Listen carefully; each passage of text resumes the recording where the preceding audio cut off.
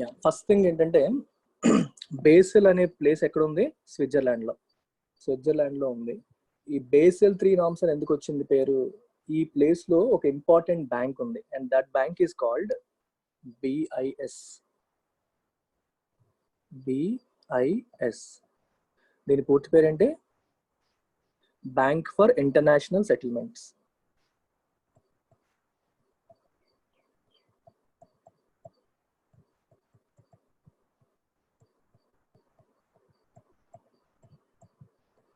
Bank for international settlements. ఇది 1930లో establish అయింది. ఇలాగే రన్నింగ్ నోట్స్ రాసుకోండి. 1930లో established in 1930 and it is owned by 60 central banks. It is owned by 60 central banks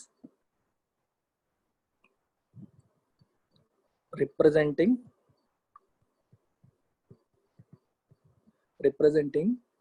countries from around the world.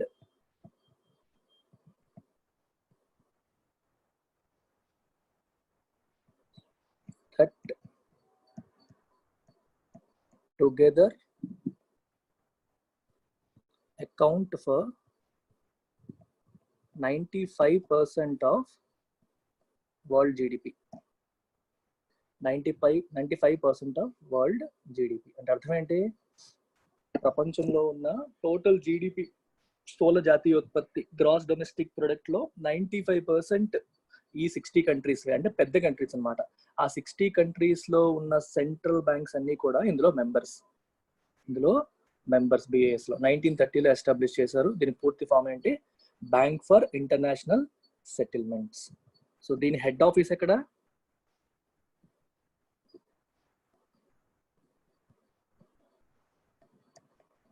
headquartered in Basel. ఏ దేశం అది? Switzerland. Basil, Switzerland.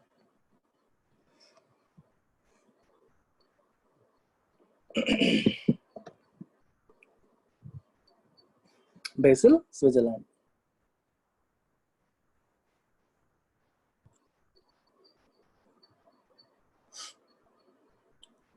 Is it done? ఇక్కడ ఎవరికైనా doubt ఉంటే చెప్పండి. ఇవి చిన్నవే, మనం వెళ్తున్న కొద్దీ కాంప్లెక్స్ కాన్సెప్ట్స్ వస్తాయి, అప్పుడు డీటెయిల్ గా చెప్తాను. Headquartered in Basel, Switzerland.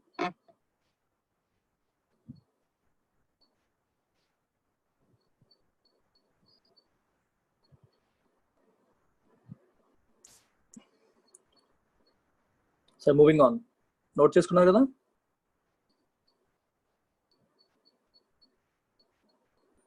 Yes.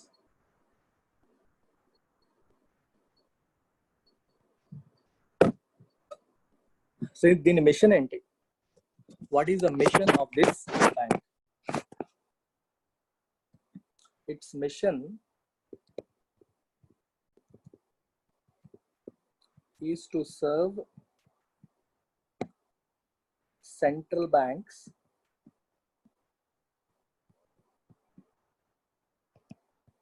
in their pursuit of monetary and financial stability.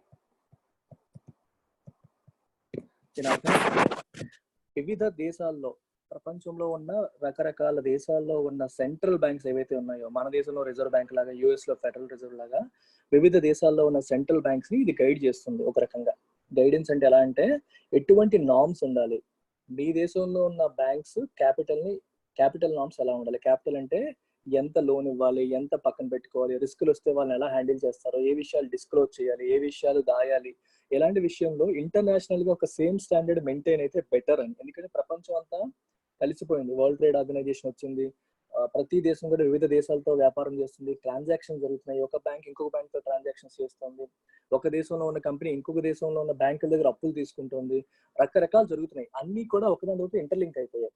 So so ఏ దేశంలోనైనా ఒక బ్యాంక్ ఫెయిల్ అయింది అనుకోండి, ఆ బ్యాంక్ తో లింక్ అయిన ఎంతో మంది సఫర్ అవుతారు. ఆ సఫర్ అయ్యే వాళ్ళు ఆ దేశం వాళ్ళు ఉంటారు, బయట దేశం వాళ్ళు కూడా ఉంటారు. ఎందుకంటే అన్ని బ్యాంకులు వేరే దేశాలతో కూడా ట్రాన్సాక్షన్స్ చేస్తున్నాయి. అందుకనే universally accepted, world wide accepted కొన్ని నార్మ్స్ ఉంటే బెటర్ అని భావించి ఈ మన బ్యాంక్ ఫర్ ఇంటర్నేషనల్ సెటిల్మెంట్ వాళ్ళు కొన్ని నార్మ్స్ తీసుకొచ్చారు. వాటినే మనం బేసెల్ 1, బేసెల్ 2, బేసెల్ 3 నార్మ్స్ అంటాం. వాటి పర్పస్ అది యూనివర్సల్లీ యాక్సెప్టెడ్ నార్మ్స్ ఉండాలి, అన్ని కూడా ఒకే రకమైన మెథడ్స్ ఫాలో అవ్వడం వల్ల యూనిఫార్మిటీ వస్తుంది, రిస్కులు తగ్గుతాయి అనేది దీని యొక్క ప్రధాన ఉద్దేశం. Got it? ఇది మనకి బేసెల్ బిఐఎస్ యొక్క కథ, బ్యాంక్ ఫర్ ఇంటర్నేషనల్ సెటిల్మెంట్స్. ఇప్పుడు తర్వాత మీరు ఏం రాస్తారంటే బీసీబీఎస్ అని రాసుకోండి. What is బీసీబీఎస్? బీసీబీఎస్ కి ఫుల్ ఫామ్ ఏంటి? Basel committee. Basel committee on bank supervision. Basel Committee on Bank Supervision, BCBS.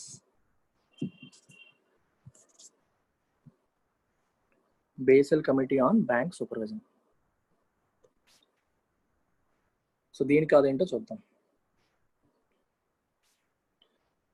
So BCBS అనేది ఏంటి? ఇట్ ఈజ్ ఎ కమిటీ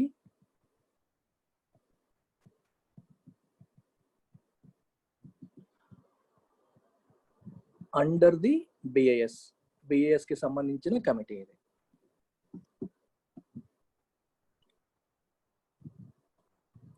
ఇది చాలా ఇంపార్టెంట్ ఇప్పుడు రాసేది. It is the primary gold standard setter. Primary gold standard setter for the prudential regulation. Prudential regulation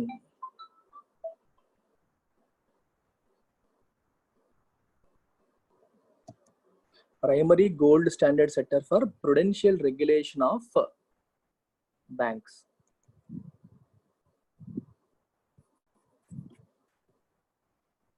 దీని అర్థం ఏంటి? ఈ పాయింట్ చూడండి, ప్రైమరీ గోల్డ్ స్టాండర్డ్ సెట్టర్. మీకు ఆల్రెడీ చెప్పాను what is the gold standard అంటే మోస్ట్ యాక్సెప్టెడ్ స్టాండర్డ్. అందరూ follow అవ్వగలిగే standards ఏంటి అనేది బీసీబీఎస్ వాళ్ళు సెట్ చేస్తారు. సో వివిధ దేశాల్లో ఉన్న వాళ్ళు మన బ్యాంకింగ్ సిస్టమ్ స్ట్రాంగ్ గా ఉండాలి అంటే, అది ఫెయిల్ అవ్వకుండా ఉండాలి అంటే, సిస్టమిక్ రిస్క్లు అంటే మనకి సిస్టంలో వచ్చే, ఇప్పుడు ఫర్ ఎగ్జాంపుల్ బ్యాంకులు మన ఒక దేశంలో ఉన్న వివిధ కంపెనీస్ కి లోన్లు ఇస్తూ ఉంటాయి. మరి ఆ కంపెనీలన్నీ ఫెయిల్ అయిపోయి కంపెనీలు లోన్లు ఎగ్గొట్టేసారు అనుకోండి, బ్యాంకింగ్ సిస్టమ్ కొలాప్స్ అయిపోతుంది కదా. బ్యాంక్ కొలాప్స్ అయిపోతుంది. బ్యాంక్ కొలాప్స్ అయినప్పుడు బ్యాంక్ లో డిపాజిట్లు చేసుకున్న ప్రజలు వాళ్ళ డబ్బులు కోల్పోతారు. సో వాళ్ళకి సిస్టమ్ మీద నమ్మకం పోతుంది. సిస్టమ్ మీద నమ్మకం పోయిన తర్వాత వేరే బ్యాంకుల్లో కూడా డిపాజిట్లు చేయడం మానేస్తారు. డిపాజిట్లు చేయడం మానేస్తే బ్యాంకుకి నిధులు ఎక్కడి నుంచి వస్తాయి? బ్యాంకులు నిధులు రాకపోతే వాళ్ళు ఫర్దర్ లోన్స్ ఎలా ఇస్తారు? ఓవరాల్ గా అప్పుడు మళ్ళీ ఇండస్ట్రీకి అవసరమైనప్పుడు అప్పులు ఇచ్చే బ్యాంకులు లేకుండా పోతాయి. ఆ రకంగా ఎకానమీ కంప్లీట్ గా కుంటుపడిపోతుంది. సో బ్యాంకింగ్ సిస్టమ్ అనేది ఎంత ఇంపార్టెంట్ అనేది మనకు అందరికీ తెలిసిందే. ఓకే, బ్యాంకింగ్ సిస్టమ్ ఉండడం వల్లే మనకి ప్రజల దగ్గర ఐడిల్ గా ఉన్న ఫండ్స్, ఖాళీగా ఉన్న ఫండ్స్ అనేవి ఉపయోగపడుతున్నాయి. ఏ రకంగా? వాటిని బ్యాంక్ డిపాజిట్ల రూపంలో సేకరిస్తుంది, కార్పొరేట్స్ కి లోన్స్ రూపంలో ఇస్తుంది. అంటే అవసరం లేని వాడి దగ్గర మనీ తీసుకుంటుంది, వాళ్ళకి వడ్డీ ఇస్తుంది. అవసరం ఉన్న వాళ్ళకి అప్పిస్తుంది, దాని మీద వడ్డీ తీసుకుంటుంది. సో ఈ ప్రాసెస్ లో బ్యాంక్ లాభపడుతుంది. పడని మంచిదే, నష్టం ఏమీ లేదు. కానీ ఇటువైపు మన దగ్గర ఖాళీగా డబ్బులు పెట్టుకుంటే మనకి ఏమొస్తుంది? బ్యాంకులో పెడితే కనీసం వడ్డీ వస్తుంది. సిమిలర్ గా అవసరం ఉన్నవాడు అప్పు తీసుకోలేక, ఇప్పుడు ఒక ఆర్గనైజేషన్ ఉంది, గ్రో చేయడానికి మనీ కావాలి, కానీ మనీ లేదే. బ్యాంక్ ఉంటే లోన్ తీసుకుంటాడు, లోన్ తీసుకుని గ్రో చేస్తాడు, తర్వాత బిజినెస్ లో వచ్చిన దాంతో అప్పు తీర్చుకుంటాడు. సో ఇలాంటి అవకాశాలు బ్యాంకులు ఉంటేనే ఉంటాయి. అందుకని బ్యాంకింగ్ సిస్టమ్ అనేది ఏదైనా ఎకానమీ గ్రో అవ్వడానికి చాలా ఇంపార్టెంట్. అలాంటి బ్యాంకింగ్ సిస్టమ్ కొలాప్స్ అయిపోకుండా ఉండడం కోసం కొన్ని స్టాండర్డ్ నార్మ్స్ అనేవి తీసుకురావాలి. ప్రతి దేశంలో ఉన్న సెంట్రల్ బ్యాంక్స్ వాళ్ళ దేశంలో వాళ్ళ నార్మ్స్ వాళ్ళు తీసుకొస్తారు. అయితే బేసెల్ కమిటీ ఏం చేస్తుంది? బీసీబీఎస్ ఏం చేస్తుంది? ప్రపంచ దేశాలు అందరికీ అప్లై అయ్యేలాగా, అంటే 60 కంట్రీలు అందులో భాగస్వాములుగా ఉన్న 60 కంట్రీలు కూడా అప్లై అయ్యేలాగా వాళ్ళు నార్మ్స్ తీసుకొస్తున్నారు. And it is encouraging every country to follow same norms. Norms same గా ఫాలో అవ్వడం వల్ల ఎన్నో బెనిఫిట్స్ ఉంటాయి. ఇది అర్థమైందా? ఇక్కడ వరకు ఏమైనా డౌట్ ఉందా? సరిత, ఏమైనా డౌట్ ఉందా? ఉంటే అడుగు. చిన్న విషయం అర్థం కాకపోయినా అడుగు. Open up. Others? Yeah. So I'm moving on. So BCBS అంటే కథ ఏంటో మనకు అర్థమైంది. సో బీసీబీఎస్ ఏం చేస్తుంది? ఓకే, సో ఇప్పుడు రాయండి ఇందులో బీసీబీఎస్ ఏం చేస్తుందో చూడండి. దిస్ కమిటీ ఐడెంటిఫైస్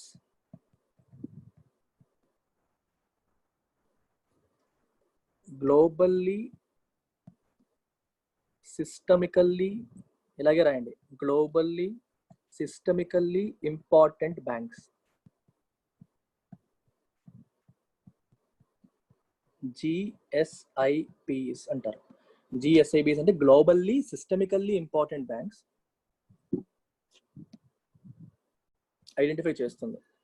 సో ఈ జిఎస్ఐబి అంటే అర్థం ఏంటి, జిఎస్ఐబి అంటే అర్థం ఏంటో కూడా రాసుకోండి. It is a bank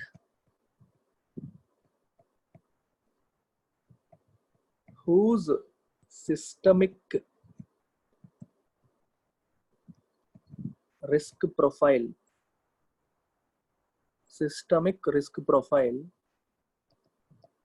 is deemed to be of such importance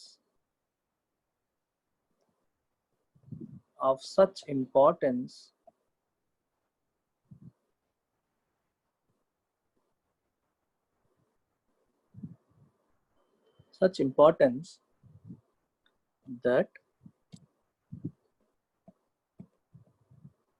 the bank's failure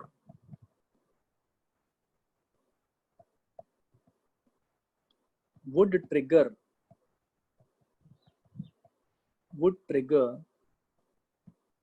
a wider financial crisis and threaten the global economy. దీని అర్థం ఏంటో చూడండి. గ్లోబల్లీ సిస్టమికల్లీ ఇంపార్టెంట్ బ్యాంక్ అంటే ఏది? It is a bank whose systemic risk profile is deemed to be of such importance that the bank's failure would trigger a wider financial crisis and threaten the global economy. అంటే ఎటువంటి bank risk లో పడితే, ఒక bank ఏ bank అయితే risk లో పడితే దానివల్ల ప్రపంచం అంతా కూడా ఎకానమీ సఫర్ అయ్యే అవకాశం ఉందో, వైడర్ ఇంప్లికేషన్స్ ఉన్నాయో, అటువంటి బ్యాంక్స్ ని గ్లోబల్ సిస్టమాటికల్లీ ఇంపార్టెంట్ బ్యాంక్స్ అని అంటారు. అర్థమైందా? అంటే ఒక బ్యాంక్కి ప్రపంచంలో ఉన్న వివిధ దేశాల్లో ఉన్న బ్యాంకులతో కానీ వివిధ దేశాల్లో ఉన్న ఆర్గనైజేషన్స్ తో కానీ సంబంధాలు ఉన్నాయి. లోన్ రూపంలో, డిపాజిట్ రూపంలో, రకరకాల రూపంలో ఉంది. సో ఈ ఒక్క బ్యాంకుకి ఏమైనా ఎఫెక్ట్ జరిగితే దానివల్ల అవన్నీ కూడా సఫర్ అయ్యే అవకాశాలు ఉంటాయి. అట్లా అన్నమాట. అర్థమైందా? అట్లాంటి వాటిని ఇంపార్టెంట్ బ్యాంక్స్ అంటారు, సిస్టమికల్లీ ఇంపార్టెంట్ బ్యాంక్స్ అని చెప్పి అంటాం.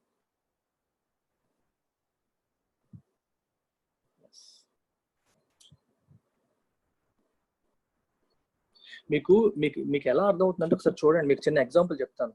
ఎందుకు ఒక బ్యాంక్ ఫెయిల్ అయితే ఎందుకు ఇన్ని ప్రాబ్లమ్స్ వస్తాయి అని చెప్పడానికి ఇంటర్లింకేజెస్ ఎలా ఉంటాయో చూడండి ఒకసారి. Let's say there is a bank, ABC bank అనుకోండి. ABC bank let's say deposits రూపంలో ఒక 100 crores సమీకరించింది అనుకోండి. 100 crores డిపాజిట్స్ రూపంలో అయిపోయింది. అలాగే ఏబిసి బ్యాంక్ బాండ్స్ రూపంలో, ఏంటివి బాండ్స్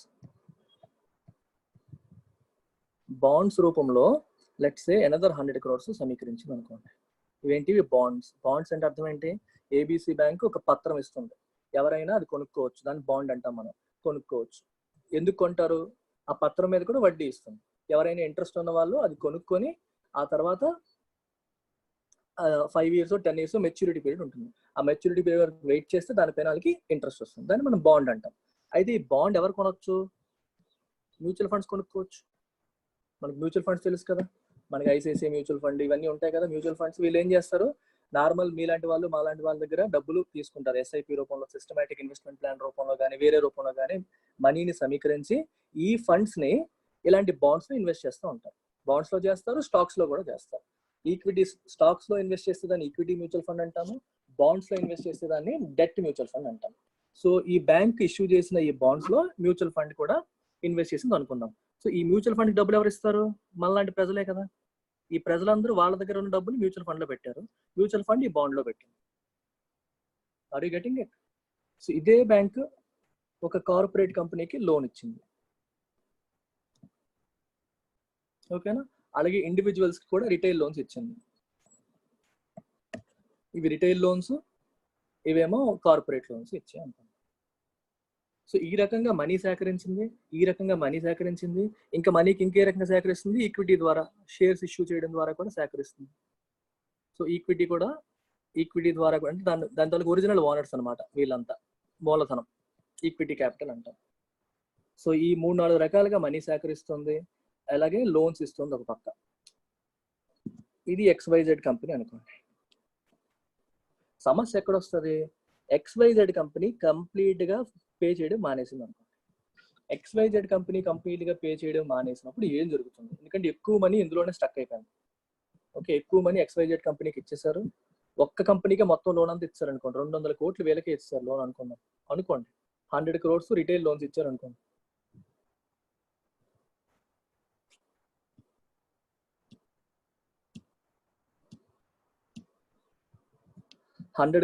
రిటైల్ లోన్స్ ఇచ్చారు అనుకోండి,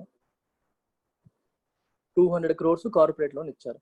ఈ 200 crores కి 200 crores కూడా వాళ్ళు ఎగ్గొట్టేశారు అనుకుందాం for in worst case scenario. సమస్య ఎక్కడ వస్తుంది? ABC Bank will not be able to pay back its dividend bond holders. It will not be able to pay back its depositors. చేతిలో డబ్బులు ఉండవు కదా, వాళ్ళకి రావాల్సిన డబ్బులు రావట్లేదు. సో వాళ్ళు ఈ డిపాజిట్లకి డబ్బులు కట్టలేరు. సరే, ఒక్కొక్క డిపాజిటర్ 50,000 1,00,000 పెట్టుకున్నాడు, పోనీ ఈ కెన్ అబ్జార్బ్ లాసెస్ అనుకున్నాం. ఇక్కడ 100 కోట్లు బాండ్ హోల్డర్స్ కూడా కట్టలేరు. సరే, ఈ బాండ్ కొన్న వాళ్ళు ఎవరు? నార్మల్ పీపుల్ కొంటారు, మ్యూచువల్ ఫండ్స్ కొంటాయి. ఇప్పుడు ఏమవుతుంది? మ్యూచువల్ ఫండ్ లాస్ లోకి వెళ్ళిపోతుంది. మ్యూచువల్ ఫండ్ లాస్ లోకి వెళ్ళమని మ్యూచువల్ ఫండ్స్ ఇన్వెస్ట్ చేసిన వీళ్ళు లాస్ లోకి వెళ్ళిపోతారు. అర్థమవుతుందా? ఇది సిస్టమిక్ రిస్క్, ఒకళ్ళ దగ్గర ఆగదు రిస్క్. ఇక్కడికి వచ్చింది రిస్క్, దీని ఓనర్స్ ఎవరైతే ఉన్నారో వాళ్ళు రిస్క్ లో పడిపోతారు. ఓకే, మీకు సింపుల్ గా చెప్పాను, ఇంకా చాలా ఉంటాయి అలా. అంటే ఒక సిస్టమ్ ఫెయిల్ అయితే దాంతో కనెక్ట్ అయిన ప్రతి సిస్టమ్ కూడా ఫెయిల్ అయిపోతుంది. అర్థమవుతుందా? ఒక్క సిస్టమ్ ఫెయిల్ అయితే ఎంటైర్ సిస్టమ్ ఫెయిల్ అవుతుంది. ఒకటి కాదు, ఒకదాంతోటి మొత్తం అన్ని ఫెయిల్ అయిపోతాయి. సమస్యలు ఇలా ఉంటాయి అన్నమాట. సో చాలా డేంజరస్ సిచ్యువేషన్స్ ఇవన్నీ. అందుకనే ఇలా ఇది చిన్నవి. అదే గ్లోబల్ లెవెల్లో ఇలాంటి ఇంటర్లింకేజెస్ ఎక్కువగా ఉన్న బ్యాంక్స్ ఐడెంటిఫై చేస్తుంది BCBS. ఐడెంటిఫై చేసి ఏ బ్యాంక్ ఫెయిల్ అయితే లేదా ఏ బ్యాంక్ రిస్క్ లో పడితే ప్రపంచంలో గ్లోబల్ ఎకానమీ సఫర్ అయ్యే అవకాశం ఉందో, వైడర్ ఇంప్లికేషన్స్ ఉన్నాయో అటువంటి బ్యాంక్స్ ఐడెంటిఫై చేయడం కూడా BCBS యొక్క పని. అలాంటి బ్యాంక్ ఏమంటాం? Globally systemically important bank, GSIB అంటాం. I hope it is clear.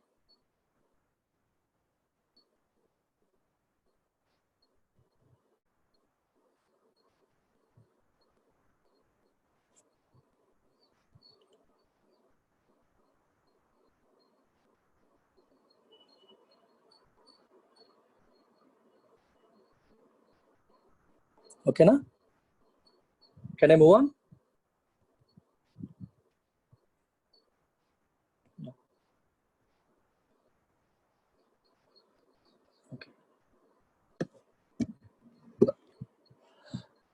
Next రాయండి, Basel guide lines.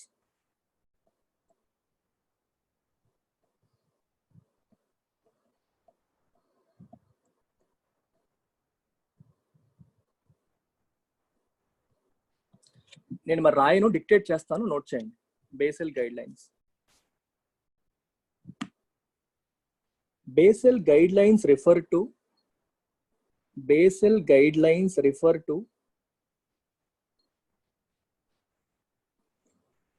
broad supervisory standards.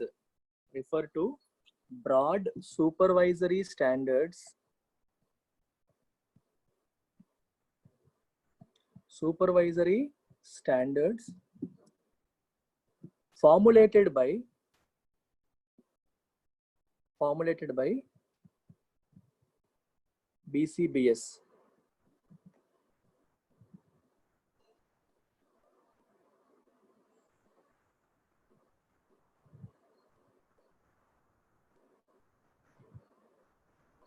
దాంట్లోనే next point, the set of agreements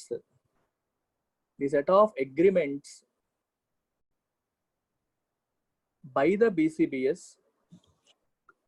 the set of agreements by the BCBS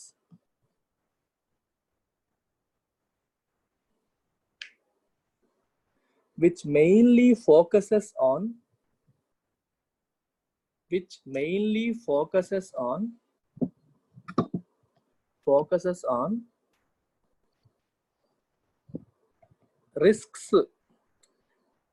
to banks, RISKS, risks to banks and the financial system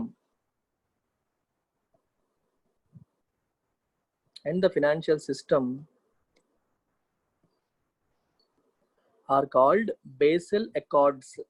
Accord అంటే ఒప్పందం తెలుగులో, basil Accords.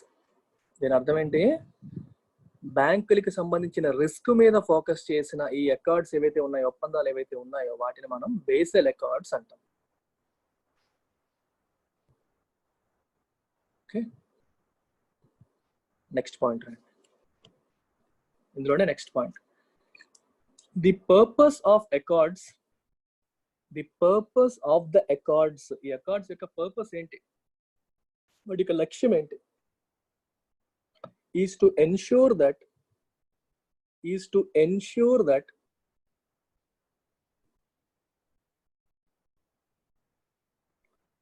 financial institutions have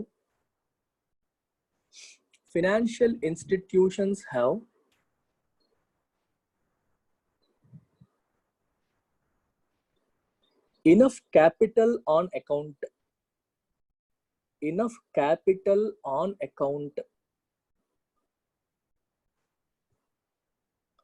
to meet obligations and absorb unexpected losses.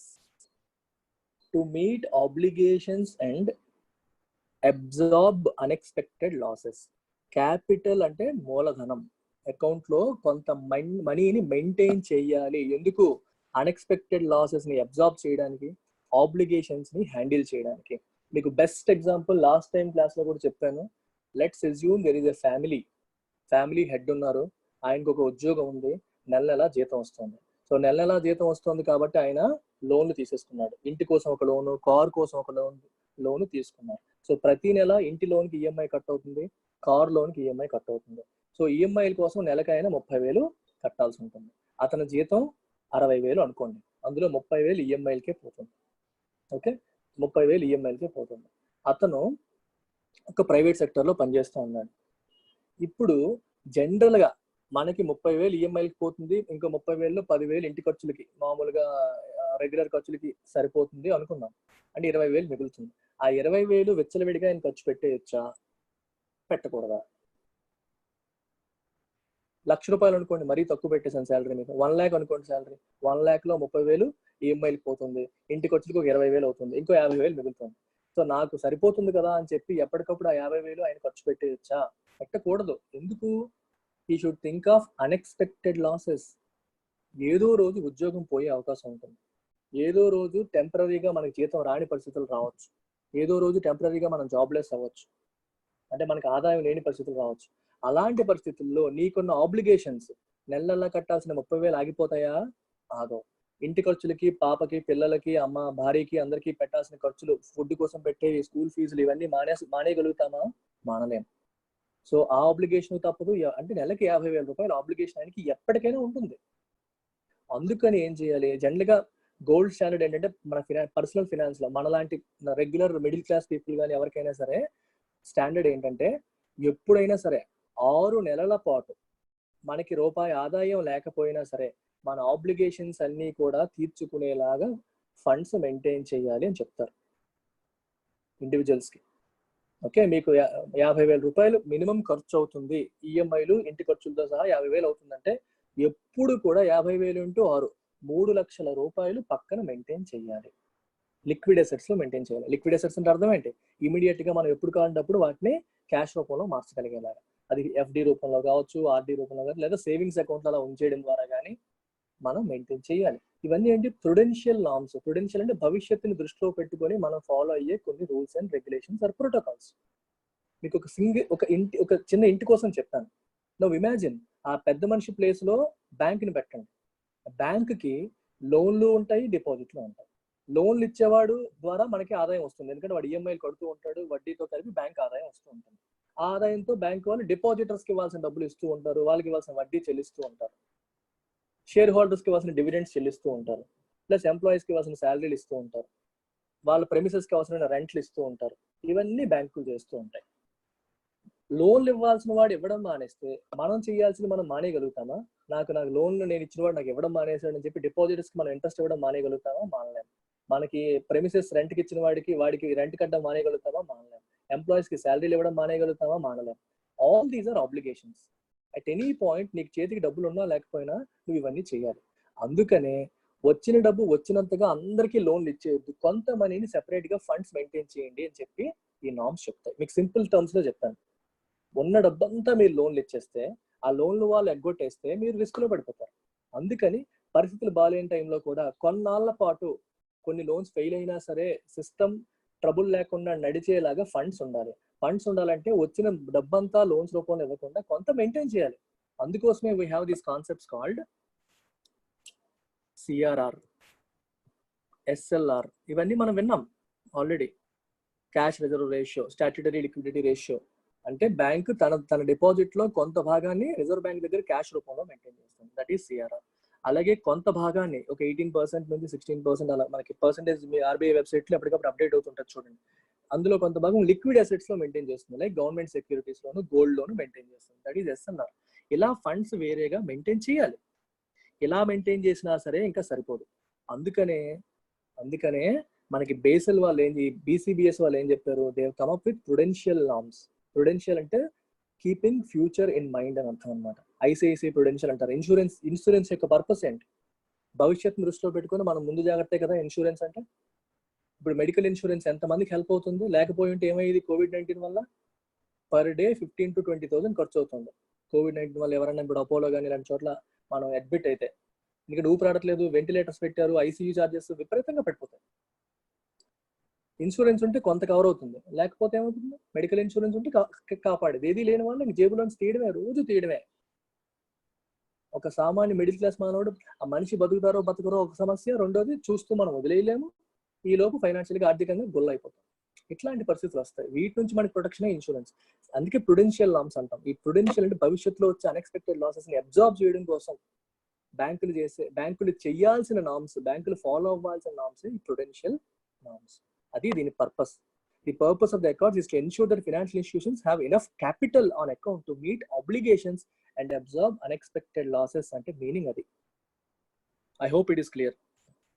Next చూడండి, Basel 1. వీటి గురించి detail గా చెప్పను, ఎందుకంటే Basel 3 గురించి డీటెయిల్ గా నేర్చుకుందాం. బేసెల్ 1 అని పెట్టండి. బేసెల్ 1 ఇంట్రొడ్యూస్డ్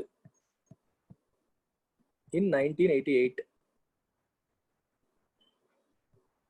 1988లో ఇది ఇంట్రడ్యూస్ చేశారు. రాయండి.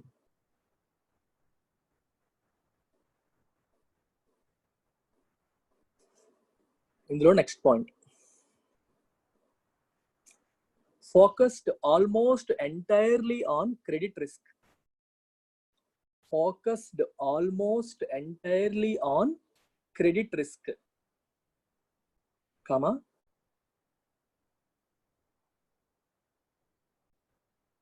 it defined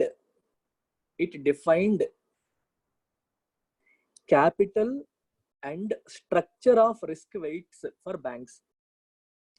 It defined capital and structure of risk weights for banks.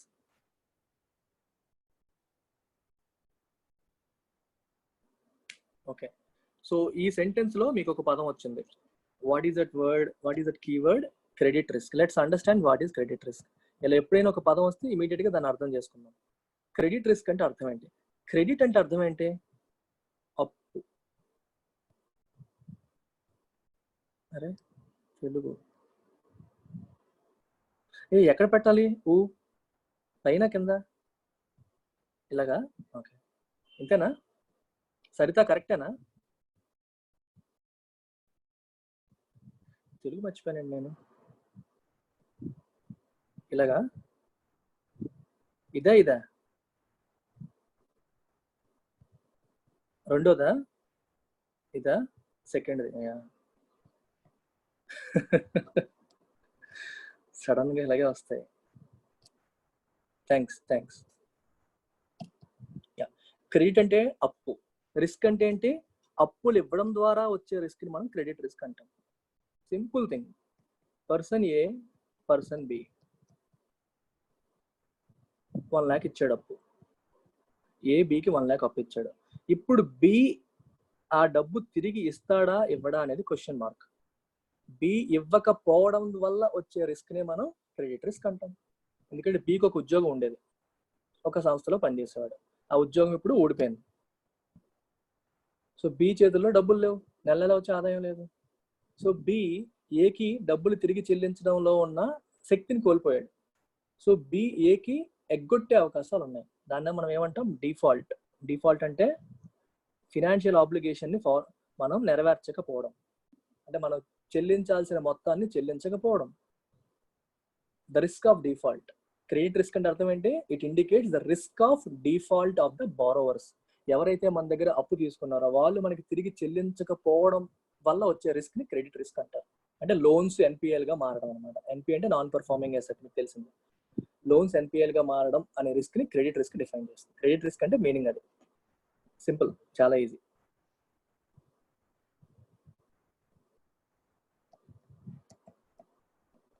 Note చేసుకోండి ఇది కూడా. Risk of default.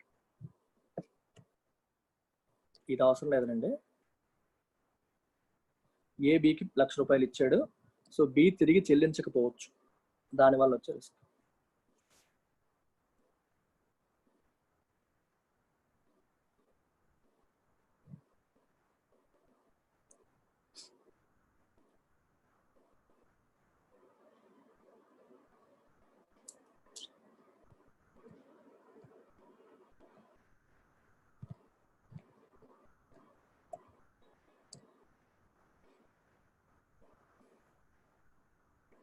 Next point రండి.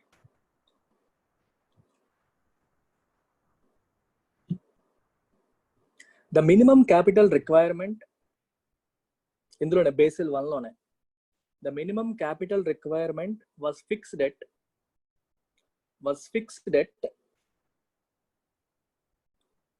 8% of risk weighted assets. 8% of risk weighted assets, RWA. Risk weighted assets. 8% of risk weighted assets. Risk weighted assets కూడా మళ్ళీ ఇప్పుడు చెప్పేస్తాను, చూసేసుకోండి. కొత్త పదం వస్తే నేర్చేసుకోండి వెంటనే. కీవర్డ్స్ ఏ పదం వచ్చినా సరే తెలుసుకోకుండా ఉండకూడదు. రిపిటేషన్ అవుతుంది లాస్ట్ టైం విన్న వాళ్ళకి, బట్ స్టిల్ ఎనీవే మీకు కాన్సెప్ట్ గట్టి పడుతుంది. ఇది బ్యాంక్ అనుకోండి. బ్యాంక్ కొన్ని అసెట్స్ ఏంటి? లోన్స్ అనేవి బ్యాంక్ కొన్ని అసెట్స్. ఇంకా ఇన్వెస్ట్మెంట్స్. ఎగ్జాక్ట్లీ, బ్యాంక్ ఇన్వెస్ట్మెంట్స్ కూడా చేస్తుంది కదా. ఓకే, ఈ రెండు తీసుకోండి సింపుల్గా. సో ఒక లోన్స్ లో మళ్ళీ యూ హ్యావ్ సెక్యూర్డ్ లోన్స్, అంటే కొలేటరల్ తీసుకొని, హామీ తీసుకొని మనం ఇచ్చిన లోన్స్ ని సెక్యూర్డ్ లోన్స్ అంటాం. Unsecured loans. ఇన్వెస్ట్మెంట్స్ లో కూడా సెక్యూర్డ్ ఉంటాయి, అన్సెక్యూర్డ్ ఉంటాయి. అంటే అర్థం ఏంటి? నీ పరంగా అది ఇన్వెస్ట్మెంట్, వేరే వాడికి ఏంటి అది? ఇప్పుడు బ్యాంక్ దగ్గర డబ్బులు ఉన్నాయి అబ్బా, ఎక్స్ట్రా ఉన్నాయి. ఈ బ్యాంక్ ఏమో లెట్స్ సే ఒక ఏబిసి లిమిటెడ్ అనే కార్పొరేట్ కంపెనీ వాళ్ళు ఇష్యూ చేసిన బాండ్స్ కొందనుకోండి. ఈ బాండ్స్ లో డబ్బులు పెట్టామనుకో, అప్పుడు అది ఇన్వెస్ట్మెంట్ కింద వస్తుంది కదా. బ్యాంక్ దగ్గర ఉన్న డబ్బులు తీసుకొచ్చి ఏబిసి లిమిటెడ్ బాండ్స్ లో పెట్టింది, ఇట్ ఇస్ అన్ ఇన్వెస్ట్మెంట్. అర్థమైందా? ఆ రకంగా అనమాట. సో ఇన్వెస్ట్మెంట్స్ తీసుకుంటాం, లోన్స్ తీసుకుంటాం. ఇప్పుడు what is risk weighted assets? Risk weighting అంటే అర్థం ఏంటి? అలాగే బ్యాంక్ ఇంకేం చేస్తుంది? ఇన్వెస్ట్మెంట్స్, గవర్నమెంట్ సెక్యూరిటీస్ లో కూడా ఇన్వెస్ట్ చేస్తుంది. అంటే గవర్నమెంట్ బాండ్స్ లో కూడా ఉంటుంది, కార్పొరేట్ బాండ్స్ ఉంటుంది, గవర్నమెంట్ బాండ్స్ ఉంటుంది. ఈ బాండ్స్ కార్పొరేట్ బాండ్స్ ఉన్నప్పుడు వాటిలో రేటింగ్ ఉంటుంది. ఒకటేమో AAA రేటెడ్ బాండ్, ఇంకొకటేమో ఇంకొక బాండ్ తీసుకుంటే AA రేటెడ్ బాండ్. రేటింగ్ అంటే అర్థం ఏంటి?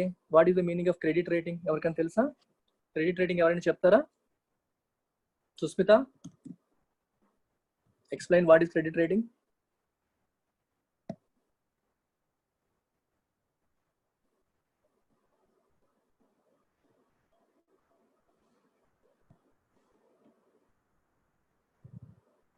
ప్రశాంత్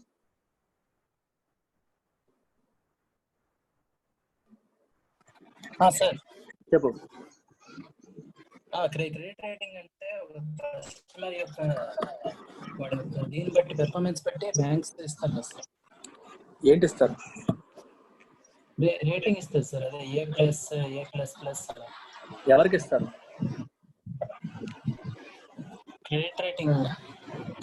కంపెనీస్ కి, తర్వాత కస్టమర్స్ కి ఇస్తారు సార్. కరెక్ట్ గా చెప్పాలి. Anyone else?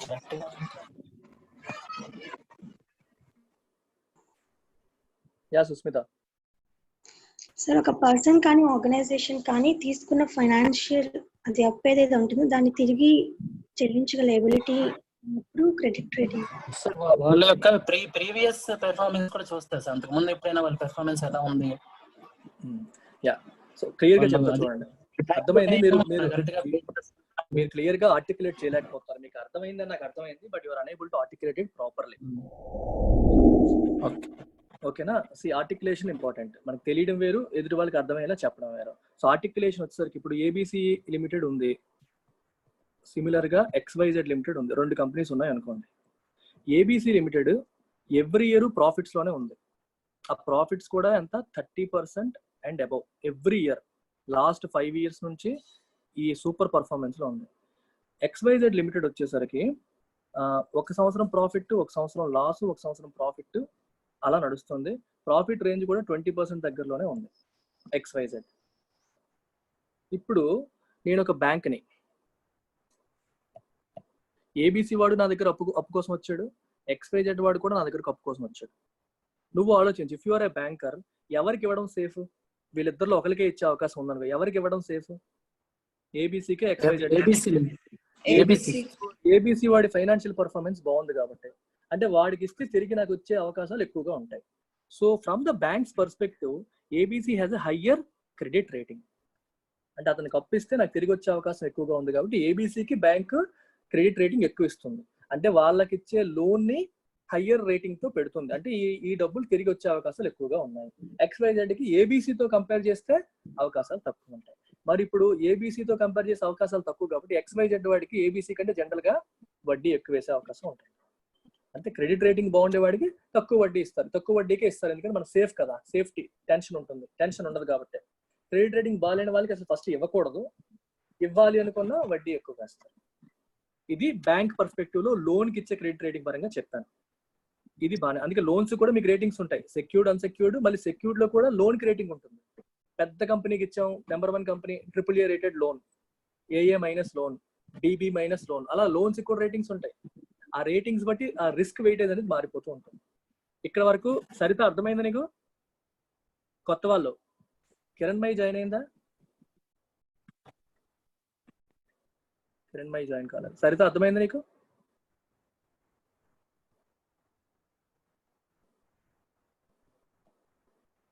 Yeah, fine. అలాగే you think from the company perspective. ఇప్పుడు ABC లిమిటెడ్ సేమ్ థింగ్. ఇప్పుడు ఇందాక తీసుకున్న ABC XYZ మనం తీసుకుందాం ఎగ్జాంపుల్ కింద. సేమ్ ABC XYZ ని ఎగ్జాంపుల్ కింద తీసుకుందాం. పారామీటర్స్ కూడా సేమ్. ABC ఏం చెప్పాను మీకు? 30% ప్రాఫిట్ వస్తుంది ఎవ్రీ ఇయర్, లాస్ట్ 5 years నుంచి ప్రాఫిట్ ఉంది. XYZ ఏమో అలా లేదు. ABC కూడా ఒక బాండ్ ఇష్యూ చేశాడు, XYZ వాడు కూడా ఒక బాండ్ ఇష్యూ చేశాడు. ఇంకోవైపు గవర్నమెంట్ కూడా బాండ్ ఇష్యూ చేసింది. గవర్నమెంట్ బాండ్, గవర్నమెంట్ సెక్యూరిటీస్ అంటాం, సావరీన్ బాండ్ అంటాం. ఓకే, మూడిట్లో ఇప్పుడు you are an individual investor. Investor ఇక్కడ బ్యాంక్ కూడా అవ్వచ్చు. బ్యాంక్ దగ్గర నెక్స్ట్ క్యాష్ తీసుకొచ్చి బ్యాంక్ ఏమో బాండ్, గవర్నమెంట్ బాండ్ కొనొచ్చు, XYZ వాడి బాండ్ కొనొచ్చు, ABC వాడి బాండ్ కొనొచ్చు. అంటే బ్యాంక్ దగ్గర డబ్బులు ఎక్కువ తక్కువ, బ్యాంక్ లోన్లు ఇవ్వచ్చు, ఇన్వెస్ట్మెంట్ చేసుకోవచ్చు, దాని ఇష్టం కదా. వీళ్ళకి లోన్ రూపంలో ఇవ్వచ్చు, లేదా వాళ్ళు ఇష్యూ చేసిన బాండ్స్ కూడా బ్యాంక్ కొనొచ్చు, ఏదైనా చేయొచ్చు. ఇప్పుడు గవర్నమెంట్ సెక్యూరిటీలో బ్యాంక్ ఇన్వెస్ట్ చేసింది, గవర్నమెంట్ ఆబ్లిగేషన్ ఫుల్ఫిల్ చేయడానికి ఉన్న ప్రాబిలిటీ ఎంత? 100%. సో కాబట్టి ఈ గవర్నమెంట్ బాండ్కి రిస్క్ ఎంత? 0%. ఎందుకంటే గవర్నమెంట్ ఖచ్చితంగా ఆబ్లిగేషన్ ఫుల్ఫిల్ చేస్తుంది. బాండ్ అంటే అర్థం ఏంటి? నువ్వు ఈ రోజు ఈ బాండ్ ఇష్యూ చేసావంటే అర్థం ఏంటి? ఇలా చాలా మంది ఈ బాండ్ కొనుక్కుంటారు. మరి కొనుక్కున్న వాళ్ళకి మెచ్యూరిటీ అయిన తర్వాత వడ్డీతో సహా ఈ కంపెనీ ఇవ్వాలి కదా డబ్బులు, వడ్డీతో సహా డబ్బులు ఇవ్వాలి కదా. మరి డబ్బులు ఇవ్వాలంటే కంపెనీ ఆర్థికంగా పుష్టిగా ఉండాలి కదా. ఎంత పుష్టిగా ఉంటుంది అనే దాన్ని బట్టే ఆ బాండ్కి రేటింగ్ ఉంటుంది. ఆ రేటింగ్ ఎవరు ఇస్తారు? ఇక్రా, కేర్, ఫిచ్ ఇట్లాంటి కంపెనీస్ వస్తాయి. క్రిసిల్, ఫిచ్, ఈ 4 ఇండియాలో రికగ్నైజ్డ్ ఇవ్వడానికి. గ్లోబల్ లెవెల్లో మనకి మూడీస్ చూస్తుంటారు, S&P ఇవన్నీ గ్లోబల్ లెవెల్లో మనకి రేటింగ్ ఇచ్చే కంపెనీ. ఇండియాలో ఈ 4ని అలో చేశారు. సో బాగానే ఉంది, వీళ్ళు రేటింగ్ ఇస్తారు. సో ABC బాండ్ ఏమో లెట్స్ సే కేర్ వాడేమో AAA రేటెడ్ బాండ్ అన్నాడు. బాండ్ ఇష్యూ చేసినప్పుడు రేటింగ్ కూడా వాళ్ళు పబ్లిష్ చేయాలి, బాండ్ మీద రాసి ఉంటుంది ఇది ఏ రేటెడ్ అని. ఎందుకంటే ఏదో ఒక రేటింగ్ ఏజెన్సీ దాని మీద రేటింగ్ ఇచ్చి ఉండాలి.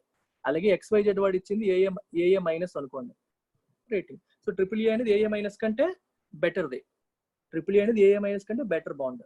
సో కాబట్టి దిస్ ఈజ్ మోర్ సెక్యూర్. అంటే ఇందులో పెట్టిన ఇన్వెస్ట్మెంట్ నీకు వచ్చే అవకాశాలు, తిరిగి వచ్చే అవకాశాలు ఎక్కువ ఉంటాయి. ఇందులో పెట్టేది తిరిగి వచ్చే అవకాశాలు కంపారిటివ్ గా తక్కువ ఉంటాయి. రావు అని కాదు, యాక్చువల్గా ఇద్దరు ఇచ్చేయచ్చు, కంపెనీ ఎత్తేస్తుందనా. రిలేటివ్ గా ఏది సేఫ్ అంటే ఇది సేఫ్. సో జనరల్ గా వీడి రేటింగ్ బాగా వచ్చింది కాబట్టి వీడు తక్కువ వడ్డీకే ఇస్తాడు, ఎందుకంటే అది రేటింగ్ బాగుంది కదా, తక్కువ వడ్డీకే ఇస్తాడు. సేఫ్టీ ఉంటుందని చెప్పి తక్కువ వడ్డీ అయినా సరే వెళ్తారు. వీడి రేటింగ్ అంత బాగాలేదు కాబట్టి వీడు వడ్డీ పెంచుతాడు. వడ్డీ పెంచినప్పుడు దానికోసం టెంప్ట్ అయ్యి, ఎక్కువ వడ్డీ వస్తుందని చెప్పి టెంప్ట్ అయ్యి చాలా మంది ఇన్వెస్ట్ చేస్తారు. చాలా మంది రిస్క్ ఎక్కువ అనే విషయం తెలియదు. ఈ సేల్స్ వాళ్ళు ఉంటారు చూడండి మనకి బ్యాంకుల్లోనూ వాటిలోని, అక్కడ తక్కువ వడ్డీ ఇక్కడ ఎక్కువ వడ్డీ అని చెప్పి వేసేస్తారు. ఎందుకు ఎక్కువ వడ్డీ అనేది సామాన్య ప్రజలకు అర్థం కాదు. Same thing happened with Yes Bank 81 bonds. 81 bonds యొక్క మొత్తం కథ ప్రజలకు చెప్పలేదు, సామాన్య ప్రజలకు చెప్పకుండా ఏం చెప్తారు, మామూలు మీ FD కంటే ఇక్కడ ఎక్కువ వస్తుందని చెప్పి ఇన్వెస్ట్ చేయిస్తారు. ఇప్పుడు మొత్తం హుష్కాకి అయిపోయింది. చెప్తాను 81 బాండ్స్కి మళ్ళీ వద్దాం. అర్థమవుతుందా? ఈ రకంగా మనకి రేటింగ్స్ ఉంటాయి, బాండ్స్ కి రేటింగ్స్ ఉంటాయి, లోన్స్ కి రేటింగ్స్ ఉంటాయి, అన్నిటికీ రేటింగ్స్ ఉంటాయి. వీటిని మనం క్రెడిట్ రేటింగ్ అంటాం. So based on the credit rating బట్టి వి అసైన్ ఏ రిస్క్ ప్రొఫైల్, రిస్క్ వెయిట్ అనేది అసైన్ చేస్తారు. అంటే క్రెడిట్ రేటింగ్ బాగా ఉన్న కంపెనీకి రిస్క్ ఎక్కువ తక్కువ, క్రెడిట్ రేటింగ్ బాగా ఉన్న కంపెనీకి రిస్క్ తక్కువ, క్రెడిట్ రేటింగ్ బాగాలేని కంపెనీకి రిస్క్ ఎక్కువ. ఇప్పుడు ఇక్కడ మనం 3 తీసుకుంటే XYZ దగ్గర ఒక బాండ్ ఉంది, గవర్నమెంట్ సెక్యూరిటీస్ లో ఒక బాండ్, ABC దగ్గర ఒక బాండ్. సో గవర్నమెంట్ సెక్యూరిటీకి మనం లెట్స్ సే రిస్క్ వెయిట్ ఎంత ఇస్తాం? 0%. రిస్క్ ఏం లేదు, 0%. ఇది 100 crores అనుకోండి, ఇది 100 crores అనుకోండి, బ్యాంక్ ఇన్వెస్ట్మెంట్స్ ఇవన్నీ. ఇది కూడా 100 crores అనుకోండి, 300 crores ఇన్వెస్ట్ చేసింది ఇక్కడ. అలాగే ఇది 100 crores, ఇది 100 crores అనుకోండి, ఎగ్జాంపుల్ చెప్తున్నాను. గవర్నమెంట్ సెక్యూరిటీస్ అని గవర్నమెంట్ కాబట్టి రిస్క్ లేదు కాబట్టి 0% పెట్టాను. ABC తక్కువ రిస్క్ కాబట్టి లెట్స్ సే 20% వేసాను. ఇది ఎక్కువ రిస్క్ కాబట్టి లెట్స్ సే 50% వేసాను. ఇవి ఎవరు వేస్తారంటే రిజర్వ్ బ్యాంక్ ఇంతకుముందు గైడ్ చేసేది, తర్వాత rating agencies risk weights assign చేసేవి. ఇప్పుడు బ్యాంక్స్ ఇంటర్నల్ గా వాళ్ళు డెవలప్ చేసుకుంటున్నారు సిస్టమ్ ని. ఈ గైడ్ లైన్స్ అనేవి మారుతూ ఉంటాయి. మీకు ఎగ్జాంపుల్ కాన్సెప్ట్ అర్థం చేసుకోవడానికి చెప్తున్నాను. సిమిలర్ గా సెక్యూర్డ్ లోన్స్ కి లెట్స్ సే 20% రిస్క్ వెయిట్ వేసాం. అన్సెక్యూర్డ్ లోన్స్, క్రెడిట్ కార్డ్స్ కూడా అన్సెక్యూర్డ్ లోన్స్ కింద వస్తాయి. క్రెడిట్ కార్డ్ ఇచ్చినప్పుడు నీ తాలూకు వస్తువులు ఏవి వాళ్ళ దగ్గర ఉండవు కదా, నీ ఆస్తి ఏది వాళ్ళ దగ్గర ఉండదు. క్రెడిట్ లిమిట్ 2 lakhs అనుకోండి, 2 lakhs ఖర్చు పెట్టేసుకోవచ్చు. ఎవరు అడిగే వాళ్ళు. ఒక టైంలో నా పర్సనల్ ఎక్స్పీరియన్స్ చెప్తాను. అమెరికన్ ఎక్స్ప్రెస్ గోల్డ్ కార్డ్ అని నా దగ్గర ఉండేది, గోల్డ్ ఛార్జ్ కార్డ్. ఇది క్రెడిట్ కార్డు కన్నా కొంచెం సుపీరియర్ లాంటిది అనమాట. దీని స్పెషాలిటీ ఏంటంటే దీని క్రెడిట్ లిమిట్ అది డిఫైన్ చేయలేదు, నువ్వు వాడుతున్న కొద్దీ లిమిట్ ఎక్స్పాండ్ అవుతూ ఉంటుంది. ఒకనొక టైంలో నేను 13 lakhs ఖర్చు పెట్టాను దీంట్లో, 13 lakhs, యూ వోంట్ బిలీవ్. కార్డులో మళ్ళీ కట్టేసాను అనుకోండి, చెప్తున్నాను 10 to 13 lakhs ఖర్చు పెట్టాను ఒక సింగిల్ కార్డులో. దానికి లిమిట్ డిఫైన్ అవ్వలేదు, వాడుతున్న కొద్దీ మళ్ళీ లిమిట్ ఎక్స్పాండ్ అవుతూ వస్తుంది. నా క్రెడిట్ హిస్టరీ బట్టి ఇంతకుముందు నేను అన్ని షార్ట్ ఆన్ టైం పేమెంట్స్ చేసేవాడిని. నాకు అప్పుడు ఆ 2-3 నెలల్లో ఉన్న ప్రతి అవసరం దాంతోనే చేశాను. చాలా గోల్డ్ కొన్నాం, అంత కొన్నామంటే ఏదో జ్యువెలరీ కొంటేనే కదా అవుతుంది, లేకపోతే ఖర్చు ఎందుకు అవుతుంది ఆ కార్డుతో కొనడం జరిగింది. అయితే అన్ని కూడా అయిపోయాయి. ఇమాజిన్ నేను కట్టకపోతే వాడు ఏం చేస్తాడు? మాక్సిమం ఒక కోర్టు కేసు పంపిస్తాడు అంతే. రిస్క్ ఎక్కువే, అదే చెప్తున్నాను, రిస్క్ ఎక్కువే. అందుకే అది అన్సెక్యూర్డ్ లోన్. ఈ ఛార్జ్ కార్డ్ ఎవరు పెడితే వాళ్ళకి ఎవరు, నీ రిస్క్ ప్రొఫైల్ చూసుకుంటారు. అది నాకు ఎందుకు ఇచ్చాడు అంటే, నేను MBAలో చదివాను, పెద్ద పెద్ద కంపెనీస్ లో పనిచేస్తున్నాను, కార్పొరేట్ లో ఉన్నాను కాబట్టి ఇతను ఎగ్గొట్టాడు, ఇతని ఆదాయం, ఇతని ప్రొఫైల్ బాగుంది అనే నమ్మకంతో ఇస్తారు. కానీ రిస్క్ ఎక్కువే. నేను 13 lakhs తీసుకున్నాక నేను ఎగ్గొడితే what are the legal recourse for him? Maximum నాకు కోర్ట్ నోటీస్ వస్తుంది. అవి గబుక్కుని తేలవు. ఏదో కారణాలు చెప్పి అది చెప్పి ఇది చెప్పి తప్పించుకుంటూ అలాగా వాయిదాలు వేసుకుంటూ వెళ్ళచ్చు. కానీ నా యొక్క వస్తువు ఏవి వాళ్ళ దగ్గర హామీగా లేదు. సో అతను ఏది నా వస్తువు అమ్మేసుకుంటానంటే ఏమీ అమ్మలేడు, చేయలేడు. కోర్టుకి వెళ్ళిన తర్వాత వేరే ఏ పని చేయలేడు. కోర్టు పని వెంటనే అవ్వదు, సాగుతుంది. అందుకే అలాంటి లోన్ ఏమవుతుంది, వాళ్ళకి అన్సెక్యూర్డ్ లోన్ కింద వస్తుంది. అందుకే credit cards are also considered as unsecured loans. So risk ఎంత? చాలా ఎక్కువ. అందుకనే క్రెడిట్ కార్డ్ కి రిస్క్ వెయిట్ ఎంత ఇచ్చారో తెలుసా? 125%, 150% రిస్క్ వెయిట్ వేశారు. 125 అనుకుంటాను, కరెక్ట్ గా గుర్తులేదు. అంటే యాక్చువల్ నువ్వు ఇచ్చిన అమౌంట్ కంటే ఎక్కువ. అమౌంట్ కంటే ఎందుకు ఎక్కువ పెట్టారో ఆలోచించండి. వడ్డీ కలిసిపోద్ది కదా, నువ్వు అసలు కట్టవు వడ్డీ కట్టవు, పెరిగిపోతూ ఉంటది. అందుకే రిస్క్ వెయిట్ ఇంకా ఎక్కువ వేశారు. Are you getting this? ఇది 100 crores, ఇది 100 crores, ఇది 500 crores వేసాను నేను. ఇప్పుడు total risk weighted assets calculate చేస్తే వాల్యూ ఎంత చెప్పండి నాకు? ఈ 100 crores మీద రిస్క్ ఎంత? 20%. సో 20 crores రిస్క్, మిగిలింది సేఫ్. ఈ 100 crores మీద ఎంత? 150%, 150 కోట్లు రిస్క్ లో ఉన్నట్లు లెక్క. ఈ 100 కోట్ల మీద 20% అంటే 20 crores. ఈ 100 కోట్ల మీద 50 crores అంటే 50 crores. 50% కదా, 0% అంటే ఇక్కడ 0. దీంట్లో రిస్క్ లేదు. మొత్తం ఎంత అయింది?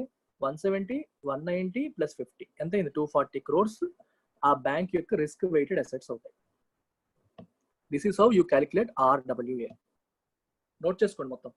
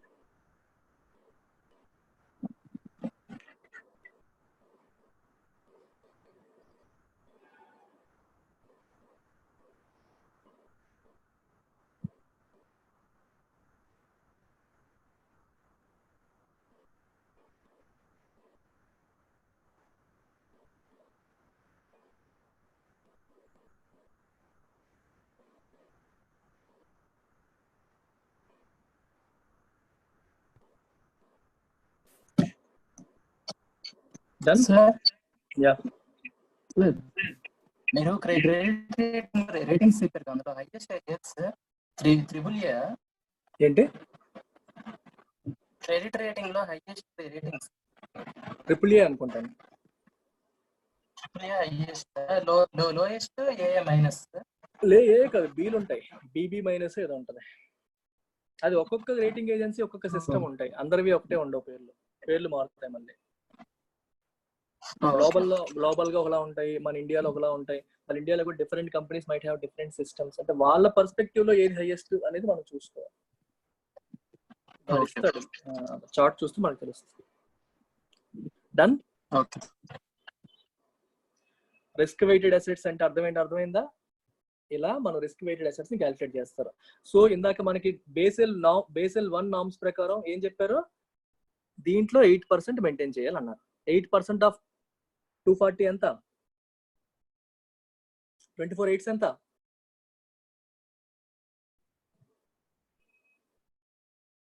చెప్పండి. 212. అబ్బా, 192 అంతేనా? 820, 840, 820 Yes sir, 192 crores. 32. ఏంటి బ్యాంక్ ఆస్పిరెంట్స్ ఉన్నారు, నోర్లు పెగలట్లేదు. ఇంత స్లోగా ఉంటే ఎలా అమ్మా? తరుణ్, ఏమైంది కదా? ఫటాఫటా పడాలి, క్యాల్కులేషన్స్ ఫటాఫటా అవ్వాలి. యా అంటే అర్థం ఏంటి ఇప్పుడు? 192 అంటే అర్థం ఏంటి? 19.2 crores. 19.2 crores మెయింటైన్ చేయాలి.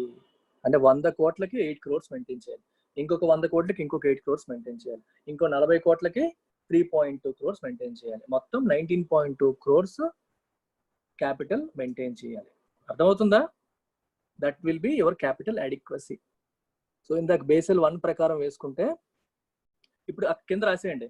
Minimum capital requirement in this ఈ ఎగ్జాంపుల్ అంతా రాసిన తర్వాత 240 crores రాసిన తర్వాత as per Basel 1 minimum capital requirement equal to 8% of 240 crores which is 19.2 ఈ ఎగ్జాంపుల్లో.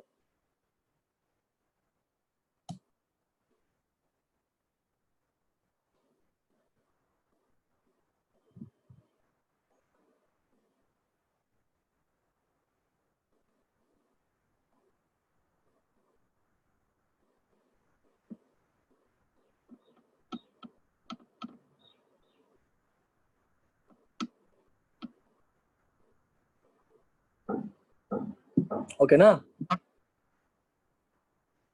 ఈ ఎగ్జాంపుల్ ప్రకారం minimum capital required to comply with Basel 1 norms equal to 8% of 240 crores which is 19.2 crores.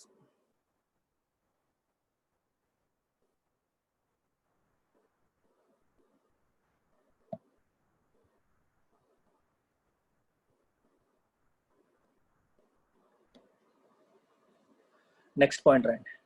India adopted Basel I guidelines in 1999.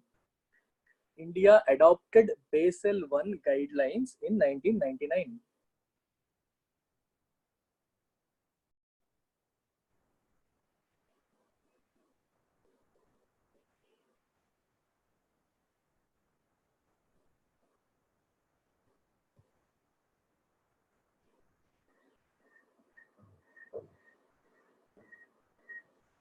Basel II. Basel II.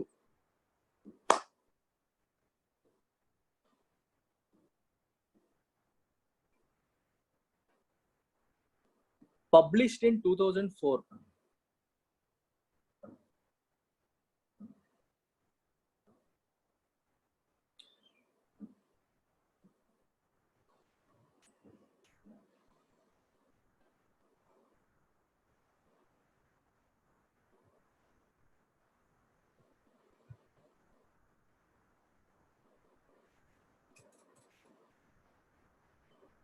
Published in 2004.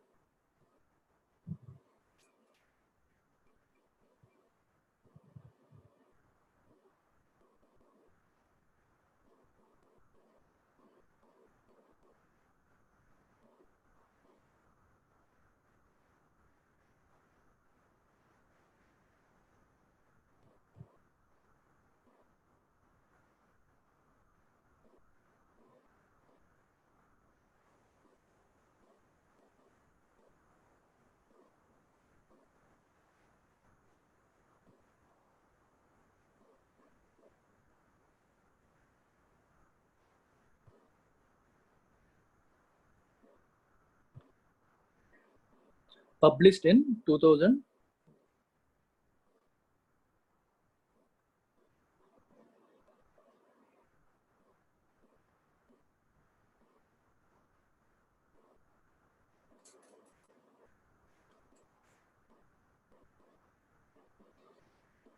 The guidelines were based on 3 parameters. Basel II guidelines. The guidelines were based on 3 parameters. 3 parameters. Okay, ఆ parameters రాయండి కింద 1 by 1. చాలా important. యాక్చువల్గా basal 2, basal 3 almost same. Basal 2 కంటే slight improvement basal 3 లో ఉంటుంది. ఈ parameters as it is గా వస్తాయి బేసల్ 3 లో కూడా. బేసల్ 2 యొక్క 3 పారామీటర్స్ రాయండి. First parameter, banks should maintain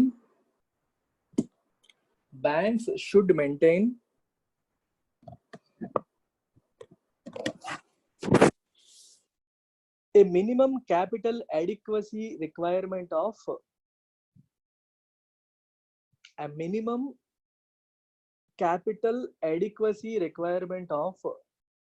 8% of risk assets.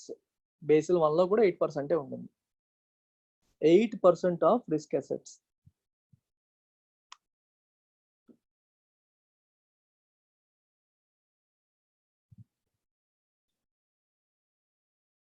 Second point, right? Banks were needed to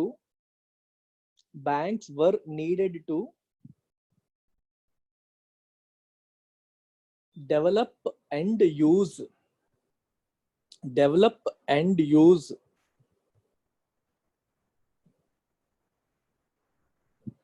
better risk management techniques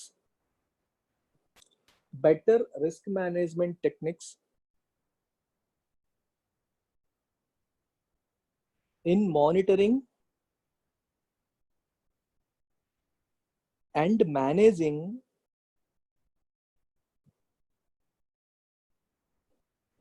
all the three types of risks.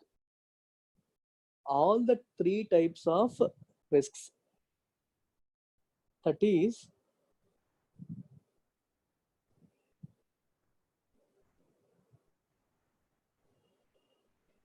operational, market, and capital.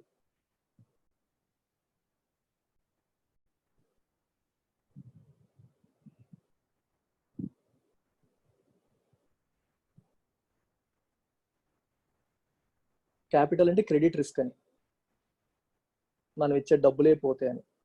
Okay, ఇప్పుడు ఇంకో రెండు పదాలు వచ్చాయి కదా. Let's understand what is operational risk and market risk. Capital risk అంటే credit risk, ఇందాక మనం చదువుకున్నదే. అయితే ఇక్కడ మార్కెట్ రిస్క్ అంటే అర్థం ఏంటి?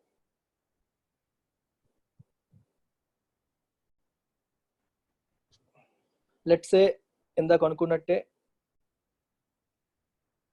బ్యాంక్ కొంత డబ్బుల్ని స్టాక్ మార్కెట్ లో పెట్టింది అనుకోండి. తన దగ్గర ఉన్న మనీ కొంత ఇన్వెస్ట్ చేసింది స్టాక్ మార్కెట్ లో. ఈక్విటీ మార్కెట్స్ ఇన్వెస్ట్ చేయడం వల్ల రోజు పెరుగుతాయి తగ్గుతాయి, రిస్కులు ఉంటాయిగా. దీని ద్వారా వచ్చే రిస్క్ మార్కెట్ రిస్క్. అలాగే ఇంకొన్ని బాండ్స్ లో ఇన్వెస్ట్ చేసింది.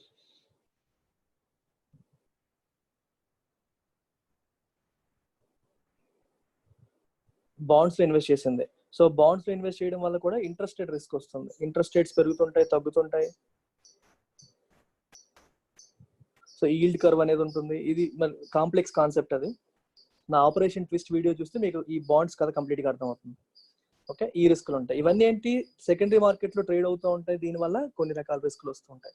ఇది మనం మార్కెట్ రిస్క్ అంటాం. సిమిలర్ గా we have operational risk. Operational risk అంటే అర్థం ఏంటి, మనం సరైన ప్రొసీజర్స్ ఫాలో అవ్వకపోవడం వల్ల, ఇంటర్నల్ గా ప్రోటోకాల్ సరిగ్గా మెయింటైన్ చేయకపోవడం వల్ల, డేటా మెయింటైన్. సింపుల్ థింగ్ మనం మీకు ఎగ్జాంపుల్ చెప్తాను. ఆపరేషన్ రిస్క్ ఉన్న ఎగ్జాంపుల్, ఇతను మనీ లెండర్. ఇతని దగ్గరికి ఇతను వచ్చాడు. ఓకే, వచ్చి డబ్బులు కావాలని అడిగాడు. ఇతనేమో మనీ ఏమో లెండ్ చేశాడు.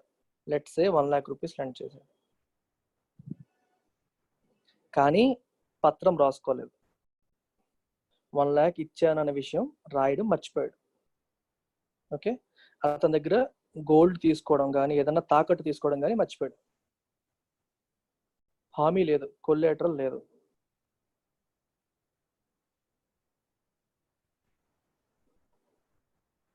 హామీ లేదు, పత్రం రాసుకోలేదు. ఇప్పుడు ఇతను భయపడతాడా? భయపడ్డావు. ఎందుకంటే అతను డబ్బులు ఏం లేవు అక్కడ. అతను తాకట్టు పెట్టి ఏమి ఇవ్వలేదు.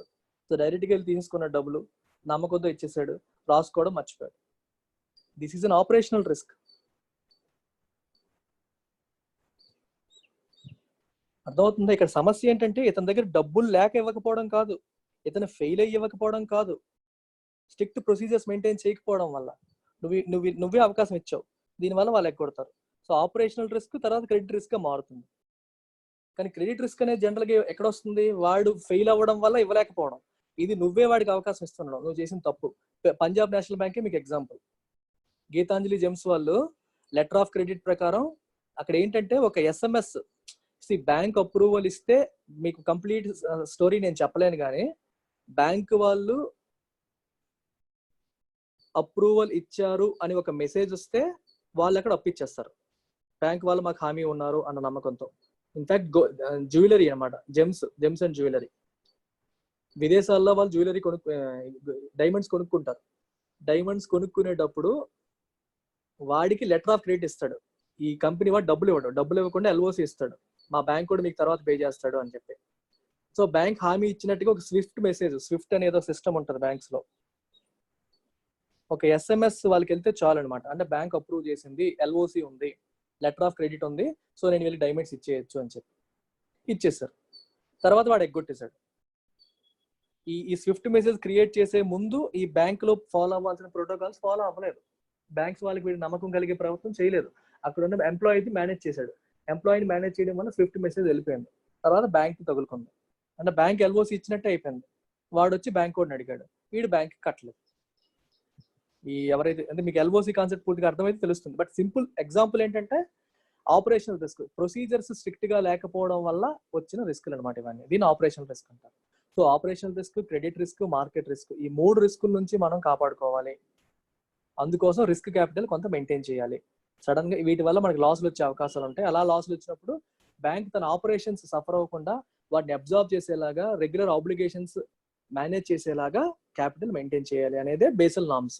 మీకు బేసల్ 1 లో ఓన్లీ క్రెడిట్ రిస్క్ గురించి రాశారు. ఇక్కడ ఏం రాశారు, మార్కెట్ రిస్క్, ఆపరేషనల్ రిస్క్ కూడా యాడ్ అయింది. అది బేసల్ 1 కి బేసల్ 2 కి డిఫరెన్స్. బేసల్ 3 లో సేమ్ థింగ్ మళ్ళీ కంటిన్యూ అయింది. నెక్స్ట్ రాయండి, మూడోది. Banks need to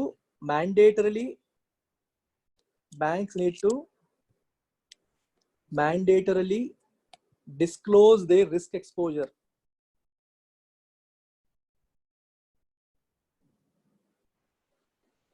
Banks need to mandatorily disclose their risk exposure to central bank.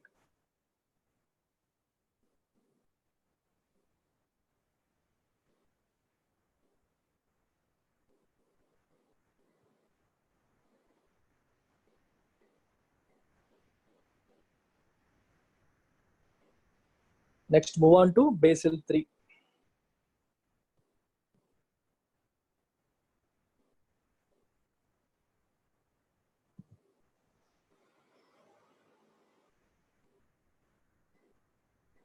Basel 3 norms అని పెట్టుకోండి.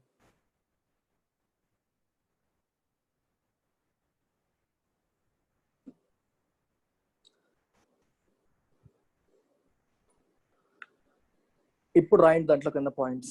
బేసెల్ 3 ఎప్పుడు వచ్చిందంటే ఓన్లీ బేసెల్ 2 తోనే హ్యాపీగా కాలం గడిచిపోతుంది.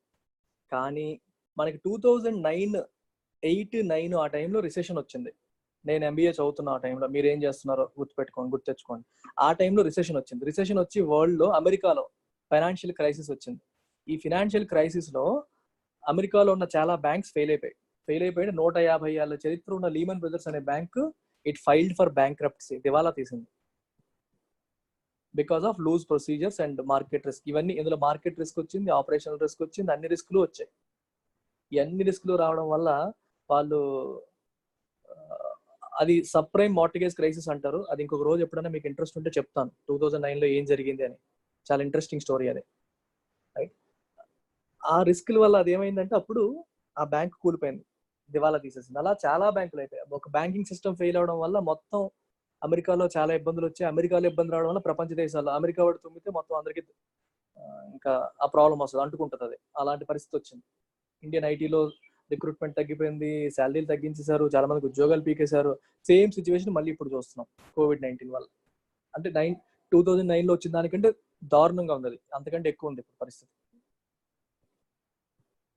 ఓకే, అప్పుడు ఏమై ఫీల్ అయ్యారంటే బేసెల్ కమిటీ మళ్ళీ కూర్చుంది, BCBS మళ్ళీ కూర్చొని బేసెల్ 2 నార్మ్స్ కూడా సఫిషియంట్ కాదు, we need to have enhanced requirements అని చెప్పి మళ్ళీ కూర్చొని they came up with Basel 3 norms in 2010. దానికి రెస్పాన్స్ కింద 2009లో వచ్చిన క్రైసిస్ కి రెస్పాన్స్ కింద Basel 3 norms తీసుకొచ్చారన్నమాట. సో రాయండి, Basel 3 is an internationally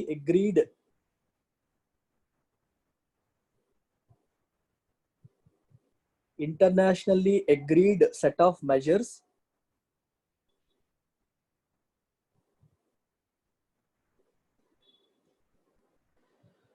developed by the BCBS, developed by the BCBS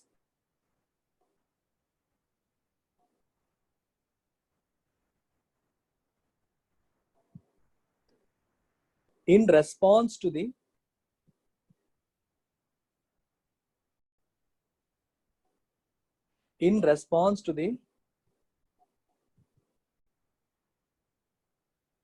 financial crisis of 2007 to 9. 2007 to 9.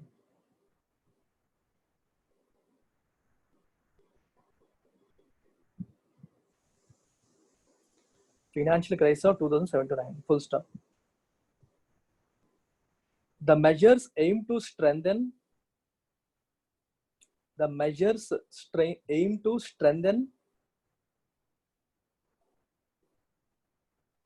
the regulation, supervision and risk management of banks.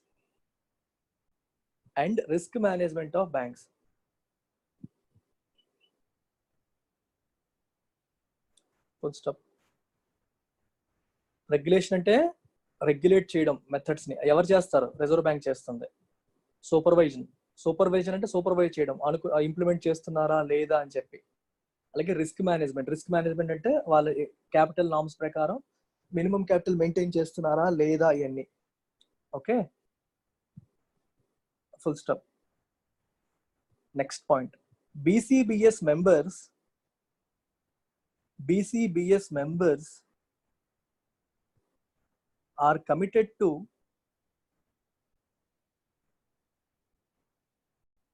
implementing and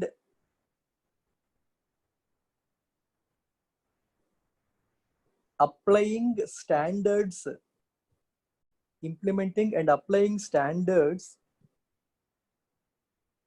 in their jurisdictions.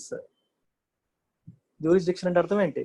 A place where they have their influence, their sphere of influence ఉన్న place మన jurisdiction అంటాం. In their jurisdictions within the time frame established by the committee.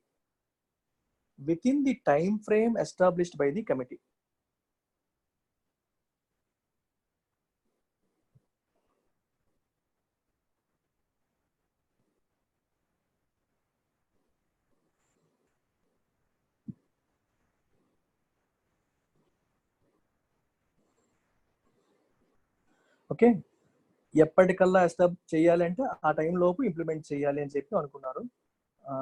ఇప్పుడు ఇందులో రాయండి కింద the 3 pillars of Basel III అని రాయండి.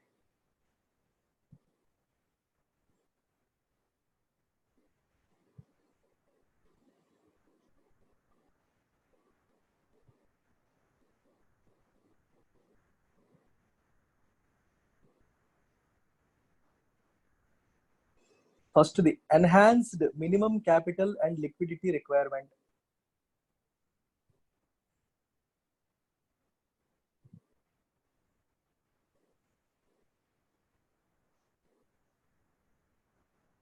Second, the enhanced supervisor review process.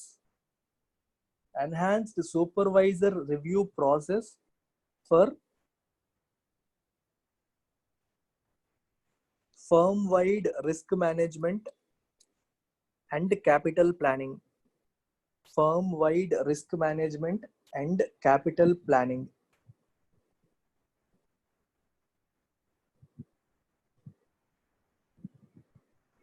Number 3,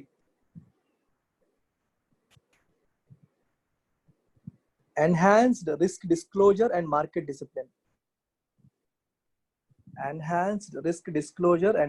discipline. See, Basel 2 లో ఏమున్నాయో అవే ఉన్నాయి ఇందులో కూడా, కానీ ఎన్హాన్స్ అయి ఉన్నాయి. Basel 2 లో ఉన్నవాడి కంటే ఎక్కువ.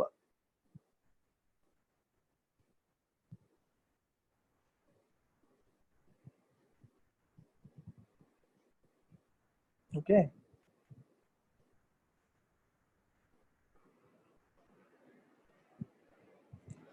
సో బేసిల్ 2 లో మెన్షన్ చేయింది, బేసిల్ 3 లో చేసింది ఏంటంటే క్యాపిటల్ కన్జర్వేషన్ బఫర్ సిసిబి. మీకు లాస్ట్ టైం చెప్పాను, మళ్ళీ చెప్తాను, ఇప్పుడు నోట్స్ ఇచ్చేటప్పుడు చెప్తాను. సిసిబి 2.5% అనేది బేసిల్ 3 లో వచ్చింది అనమాట. సో ఇవన్నీ బేసిల్ 3 లో వచ్చాయి. సో ఇక్కడ వరకు థియరీ పార్ట్ అయింది. ఇప్పుడు ఏం చేస్తారంటే నెక్స్ట్ క్యాపిటల్ అడిక్వసీ రేషియో అని రాయండి.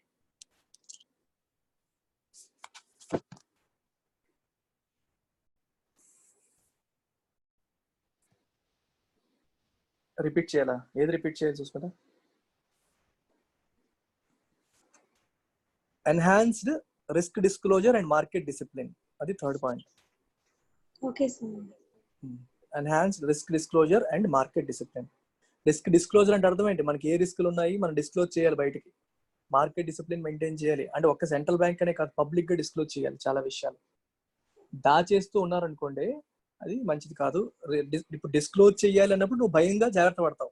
డిస్క్లోజ్ చేయాలనే నామ్స్ లేవనుకోండి, మనకి ఎన్ని లోన్స్ ఉన్నాయి, ఎన్ని ఎన్పిఎస్ ఎన్ని లోన్స్ ఎన్పిఎల్ గా మారిపోయాయి, ఇవన్నీ బయటికి చెప్పాలి అనేటప్పుడు ఏమవుతుంది, నువ్వు జాగ్రత్త పడతావు. దాచేయడానికి అవ్వదు. ఇప్పుడు మేనేజ్మెంట్ ఉంది, బయటికి చెప్పాల్సిన అవసరం లేదు అనుకో, అక్కడ ఎండి కానీ లేకపోతే ఏదైనా బ్రాంచ్ మేనేజర్ కానీ లేకపోతే ఒక పెద్ద high level influential banking person ఆ కంపెనీకి ఫైనాన్షియల్స్ బాగాలేకపోయినా సరే లోన్ ఇచ్చేయచ్చు. వాళ్ళతో కొమ్మక్క అయిపోయి వాళ్ళ దగ్గర లంచం తీసేసుకొని 10 కోట్లు లోన్ ఇచ్చాడు, అందరూ 2% కొట్టేశాడు అనుకో, అయిపోయింది పని, అయిపోయింది కదా హ్యాపీగా. ఒక 20 లక్షలు వచ్చింది ఆయనకి. అలా దానికోసం ఆశపడి ఇవ్వచ్చు కదా. ICICI bank MD and chairman మన చందాకు వచ్చారికే అయింది పని వీడియోకాన్ వాళ్ళతో. ఆవిడ ఎందుకు బయటకు వచ్చేసింది, పదవి నుంచి ఎందుకు బయటకు వచ్చింది? 350 కోట్లలోనూ 350 కోట్లు అనుకుంటా ఎంతో వీడియోకాన్ వాళ్ళకి ఇచ్చిన ఐసిఐసిఐ బ్యాంక్ ఇచ్చిన లోన్ ఇచ్చినందుకు వాళ్ళు తిరిగి ఐసిఐసిఐ మన చందాకు వచ్చారు వాళ్ళ భర్తకి సంబంధించి వాళ్ళు ఏదో ఇండైరెక్ట్ గా డబ్బులు ఇవ్వడం జరిగినట్టు ఉంది. ఈ అలిగేషన్స్ లో ఆవిడ ఉద్యోగం కోల్పోయింది, ICICI bank MD and chairman. ఇలా జరుగుతాయి ఫ్రాడ్స్. అంటే పెద్ద ఇన్ఫ్లుయెన్షియల్ పొజిషన్స్ లో ఉన్న వాళ్ళే వేరే కంపెనీలతో కొల్యూడ్ అయిపోయి అంటే వాళ్ళతో కుట్రలు పన్ని బ్యాంక్ ని ముంచేయచ్చు. అంటే ఆవిడ అది ప్రూవ్ అయిందా లేదని పక్కన పెట్టండి, ఆరోపణలు ఆవిడ పైన వచ్చాయి. ఒకప్పుడు ఆవిడ మన రోల్ మోడల్ గా చూపించేవాళ్ళం, ఒక లేడీ అంత పెద్ద పొజిషన్కి వెళ్ళింది అని. సో ఇట్లాంటివి అరికట్టాలంటే ఎలాగా? డిస్క్లోజర్ నామ్స్ ఎక్కువగా ఉండాలి, స్ట్రాంగ్ గా ఉండాలి. డిస్క్లోజర్ నామ్స్ అంటే అర్థం ఏంటి? ఇప్పుడు చూడండి, ఒక పర్టికులర్ బ్యాంక్, ఒక పర్టికులర్ కంపెనీకి, ఇది ఏబిసి బ్యాంక్, ఇది XYZ కంపెనీ అనుకోండి. XYZ కంపెనీకి ఇస్తే రిస్క్ అని తెలిసినా సరే బ్యాంక్ ఇచ్చింది అనుకోండి, అది బయటికి చెప్పాల్సిన అవసరం లేదనుకోండి, బ్యాంక్ చెప్పదు, హ్యాపీగా ఇచ్చేస్తుంది. కానీ బయటికి చెప్పాలి అన్నప్పుడు పబ్లిష్ చేయాలి డేటా అంతా. తర్వాత క్వశ్చన్స్ వస్తాయి, ఇది ఎవరు ఇచ్చారు, ఎందుకు ఇచ్చారు, అప్పుడు ఈ బ్యాంక్ అఫీషియల్ సమాధానాలు చెప్పుకోవాలి. ఆ సమాధానాలు చెప్పుకోవాల్సి వస్తుందన్న భయంతో ఇవ్వకుండా ఉండే అవకాశం ఉంటుంది కదా, అందుకే డిస్క్లోజ్ చేయాలి అంటారు. డిస్క్లోజర్ నామ్స్ వల్ల ఉపయోగం అదే. దానివల్ల ఏంటి సార్ ఉపయోగం? క్యాపిటల్ రిక్వైర్మెంట్ అంటే పోనీ అర్థం చేసుకోవచ్చు. డిస్క్లోజర్ నామ్స్ వల్ల ఏంటి సార్ ఉపయోగం అంటే అర్థం ఇదే, నువ్వు డిస్క్లోజ్ చేయాలి, బయటికి చెప్పాలి అన్నప్పుడు కొంచెం జాగ్రత్తగా ఉంటావు. అందరూ మనల్ని నలుగురు చూస్తున్నారు అన్నప్పుడు ఒక బిహేవియర్ ఒకలా ఉంటుంది, ఎవడు చూడట్లేదు అన్నప్పుడు బిహేవియర్ ఇంకోలా ఉంటుంది, తప్పులు చేసే అవకాశాలు ఎక్కువ ఉంటాయి. సూపర్వైజరీ నామ్స్ ఎందుకు చెప్పండి? ఆర్బీఐ ఉంది, ఎవరో ఇన్స్పెక్షన్కి వస్తున్నారంటే జాగ్రత్తగా ఉంటాం. సిస్టమ్స్ కరెక్ట్గా, ఇప్పుడు కోఆపరేటివ్ బ్యాంక్స్ ఎందుకు ఫెయిల్ అవుతున్నాయి? సూపర్విజన్ సరిగ్గా జరగట్లేదు కాబట్టి ఫెయిల్ అవుతున్నాయి. ఎందుకు సూపర్విజన్ సరిగ్గా జరగట్లేదు? Because they are under dual regulation. RBI కింద ఉన్నాయి, కోఆపరేటివ్ సొసైటీస్ యాక్ట్ కింద register of cooperative societies regulation కింద కూడా ఉన్నాయి. సో ఆర్బీఐకి సూపర్విజన్ చేయడానికి ఎక్కువ స్కోప్ లేకుండా పోతుంది. రెగ్యులర్ బ్యాంక్స్ ని కమాండ్ చేసినంతగా కోఆపరేటివ్ బ్యాంక్స్ ని ఆర్బీఐ కమాండ్ చేయలేకపోతుంది, because they are not directly under RBI. రెండు డబుల్ డ్యూయల్ రెగ్యులేషన్ కింద ఉన్నాయి. అందువల్ల కోఆపరేటివ్ బ్యాంక్స్ సిస్టమ్ ఫాలో అవ్వట్లేదు. చాలా మంది ఈ కార్పొరేట్ కంపెనీలతో బ్యాంక్ అఫీషియల్స్ కొల్యూడ్ అయిపోతున్నారు, బ్యాంక్ డబ్బులు వాళ్ళకి లోన్లు ఇచ్చేస్తున్నారు, పొలిటికల్ ఇంటర్వెన్షన్ పెరిగిపోతుంది, ఇలాంటి సమస్యలు వస్తున్నాయి. అర్థమవుతుందా? ఇది సమస్య. అందుకే సూపర్విజన్ స్ట్రాంగ్ గా ఉండకపోయినా సరే సమస్య. అందుకే సూపర్విజన్ యొక్క నామ్స్ కూడా ఎన్హాన్స్ చేశారు, క్రెడిట్ రిక్వైర్మెంట్ కూడా ఎన్హాన్స్ చేశారు. అలాగే మూడవది ఏం చెప్పాం మనం, market discipline and disclosure norms కూడా ఎన్హాన్స్ చేశారు. అంటే వీటిని ఎలా రాసేయడం కాదు, మీరు అడిగితే మీరు చెప్పగలిగేలా ఉండాలి, ఎక్స్ప్లెయిన్ చేయగలిగేలాగా నాలెడ్జ్ రావాలి. అందుకనే ఎగ్జాంపుల్స్ మీకు చెప్తున్నాను. క్లియర్? డౌట్ ఉందా ఎవరికైనా? యా, నెక్స్ట్ చూడండి, capital adequacy ratio.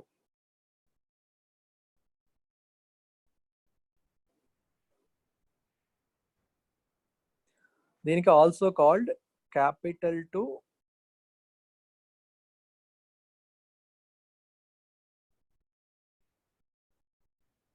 Risk weighted assets ratio. 2 పేర్లు ఉన్నాయి దీనికి, ఒకటే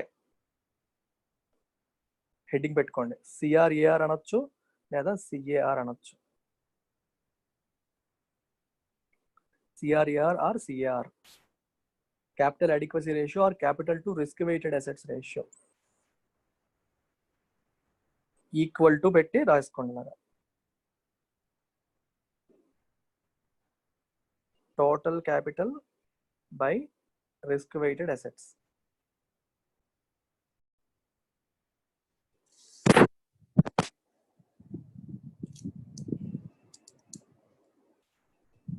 టోటల్ క్యాపిటల్ కి బ్రాకెట్ లో tier 1 ప్లస్ tier 2 అని రాయండి. tier 1 plus tier 2 capital.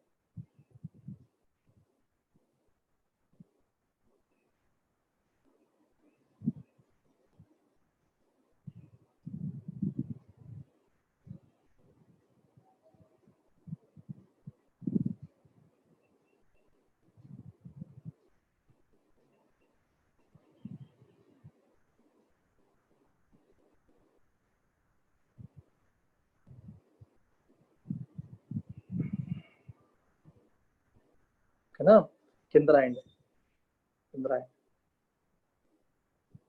Under the revised guidelines bracket లో బేసిల్ 3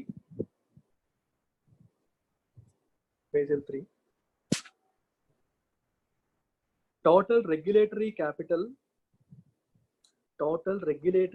రెగ్యులేటరీ అంటే అర్థం ఏంటి?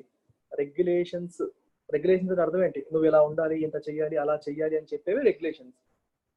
ఎంత రెగ్యులేషన్, ఎంత క్యాపిటల్ మెయింటైన్ చేయాలి, కంట్రోల్. ఎగ్జాక్ట్లీ ఎంత మనం రెగ్యులేటరీ క్యాపిటల్ అర్థం ఏంటి? రెగ్యులేషన్స్ ఎంత చెప్తున్నాయి, ఎంత క్యాపిటల్ మెయింటైన్ చేయాలని చెప్తున్నాయి, దాని అర్థం అది. Total regulatory capital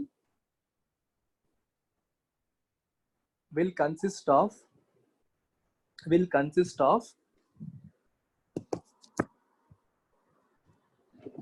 the sum of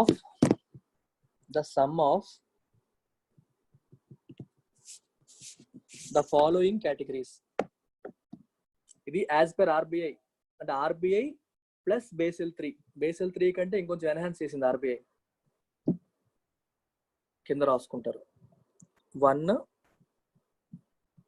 tier 1 capital,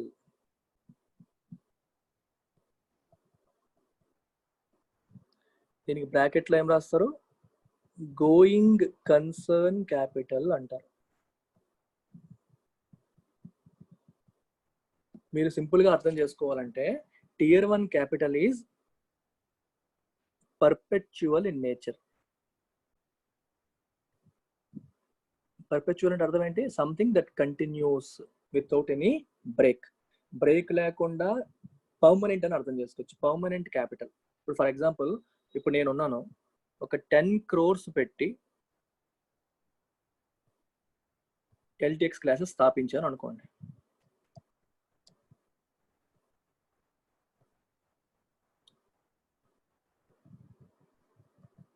and this is my permanent money into it. It is tier 1 capital, perpetual capital. నేను నా కంపెనీకి నేను లోన్ ఇచ్చుకోలేదు, నా డబ్బులు అవి, నా ఒరిజినల్ డబ్బులు, షేర్ హోల్డర్స్ ఫండ్స్. దీన్నే మనం కామన్ ఈక్విటీ అంటాం. పేర్లు వస్తాయిలే తర్వాత, కంగారు పడకండి. ఓకే, ఇది నా ఒరిజినల్ ఫండ్, ఇది ఎక్కడికి పోదు. అలాగే లెట్స్ సే నా ఫ్రెండ్ ప్రశాంత్ ఉన్నాడు, ప్రశాంత్ దగ్గర డబ్బులు బాగా ఎక్కువ ఉన్నాయి. ప్రశాంత్ అంటాడు, సార్ మీకు డబ్బులు కావాలని చెప్పండి, నా దగ్గర విపరీతంగా ఉన్నాయన్నాడు. సరే అని చెప్పి తీసుకున్నాను ప్రశాంత్ దగ్గర కూడా నేను ఒక 5 కోట్లు తీసుకున్నాను. కానీ 5 కోట్లు తీసుకున్నప్పుడు ప్రశాంత్కి నాకు అగ్రిమెంట్ ఏంటంటే, నాకు చాలా ఎక్కువ ఉన్నాయి సార్, మీరు నాకు తిరిగి ఇవ్వక్కర్లేదు అన్నాడు ప్రశాంత్. అంటే ఫ్రీగా ఇవ్వట్లా. నేనేమనుకున్నాను, సరే నువ్వు నాకు 5 కోట్లు ఇచ్చావు, నేను నీకు తిరిగి ఇవ్వను, 5 కోట్ల మీద ఎవ్రీ ఇయర్ వడ్డీ ఇచ్చేస్తూ ఉంటాను, 10% వడ్డీ ఇస్తారని చెప్పి మాట ఇచ్చాను. 10% ఎంత వస్తుంది చెప్పండి? 5 కోట్లకి 50 లక్షలు. 50 లక్షలేనా?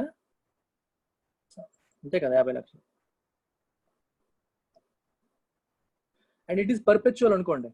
ఇమాజిన్ ఇట్ ఈస్ పర్పెచువల్ అనుకుందాం. అండ్ అర్థం ఏంటి? మనం అగ్రిమెంట్లో ఏం రాసుకున్నాం? తిరిగి ఇవ్వక్కర్లేదు, ఓన్లీ వడ్డీ కడుతుంటే చాలు. ఆ 50 కోట్లు 5 కోట్లు నీ దగ్గరే ఉంటుంది, 50 లక్షలు కడుతూ ఉంటావు ఎవ్రీ ఇయర్. సో ఇది కూడా మనకి Tier 1 లోకి వచ్చేస్తుంది, because it is perpetual, life long ఉండేది. గోయింగ్ కన్సర్న్ అంటే కంపెనీ ఉన్నంత కాలం ఉంటుంది. గోయింగ్ కన్సర్న్ అంటే అర్థం అది. కంటిన్యూస్ టెన్స్ లో చూసొచ్చు, గోయింగ్ కన్సర్న్ అంటే అర్థం అది something that is permanent in nature. ఏదైతే ఏ క్యాపిటల్ అయితే పర్మనెంట్ గా కంపెనీతో పాటు ఉంటుందో, అంటే అసలు తిరిగి ఇవ్వాల్సిన అవసరం లేదో, అట్లాంటివి గోయింగ్ Tier 1 క్యాపిటల్ కిందకి వస్తాయి. అర్థమవుతుందా లేదా? I'm trying to give you more and more examples, confusion లేకుండా. సంథింగ్ దట్ క్యాపిటల్ దట్ మూలధనం ఏదైతే ఉందో, something that stays with the company through out it's journey. Company ఉన్నంత కాలం కంపెనీతోనే అది ఉంటుంది మనీ. అలాంటి మనీని మనం Tier 1 క్యాపిటల్ అంటాం. ఓకే, ఇప్పుడు Tier 1 క్యాపిటల్ లో కాంపోనెంట్స్ జస్ట్ చిన్న 2 రాసుకోండి. ఇది రాస్తారా? ఎగ్జాంపుల్ కింద రాస్తే రాసేసుకోండి, ఇలా మీకు గుర్తుంటాయి. ఇదిలాగా బొమ్మ కూడా వేసుకోండి.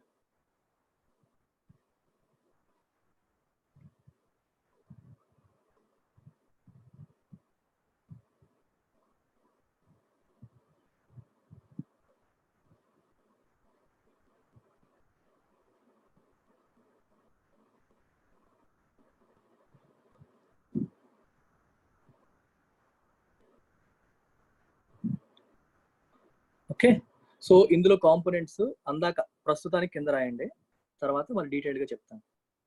Is it done? Can I move on? రాయండి పర్లేదు, wait.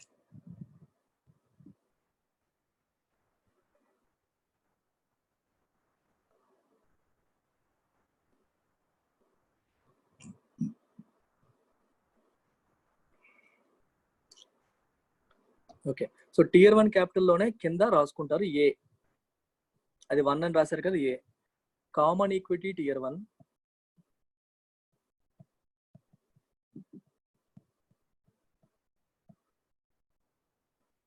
B additional Tier 1,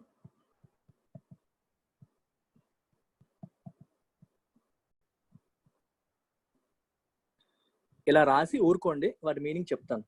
additional Tier 1 కదా ఏంటో చెప్తాను, కంగారు పడకండి. Common equity Tier 1 and additional Tier 1. రెండోది ఏంటి? Tier 2 capital.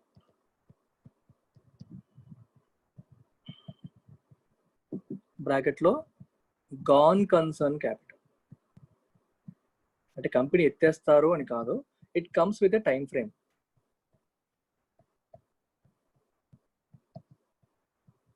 Expiry or time frame.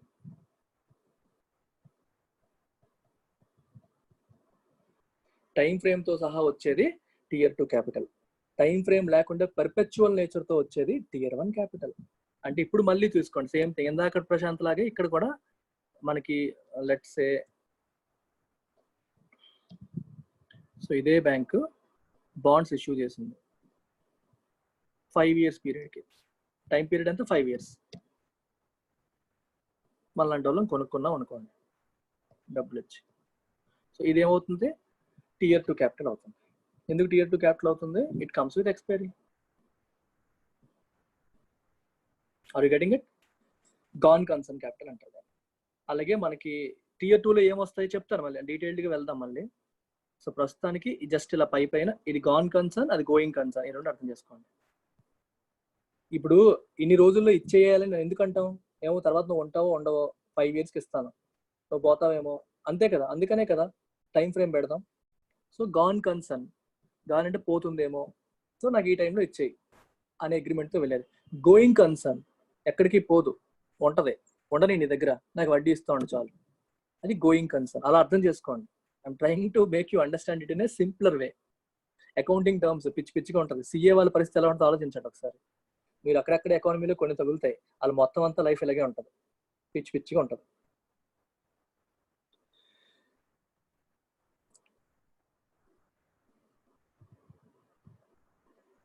Okay fine.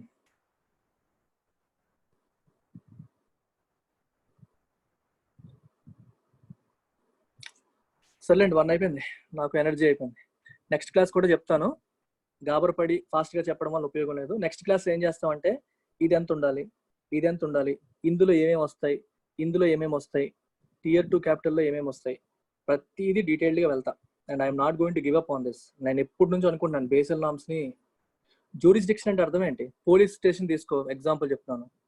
ఇదేమో ఏంటది, 1 టౌన్ పోలీస్ స్టేషన్. పరిధి అని అర్థం చేసుకో. 1 టౌన్ పోలీస్ స్టేషన్కి ఈ ఏరియాలో ఉన్న కేసులు మాత్రమే వస్తాయి.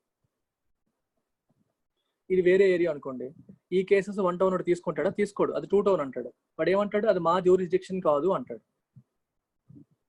ఇది మాది కాదు అని చెప్పి 1 టౌన్ అనేస్తాడు. ఈ ఏరియా మాత్రమే తీసుకుంటాడు. అలాగే సెంట్రల్ బ్యాంక్ ఆర్బీఐ ఉంది, ఇండియాలో ఉన్న బ్యాంకులన్నీ దీని కంట్రోల్లో ఉంటాయి. సో ఇండియన్ బ్యాంక్సే దాని జ్యూరిస్డిక్షన్ లో ఉంటాయి. పాకిస్తాన్ లో ఉన్న బ్యాంక్ కి ఆర్బీఐ ఏమైనా చేయగలుగుతుందా? చేయలేదు, because that belongs to Pakistan central bank jurisdiction. Okay,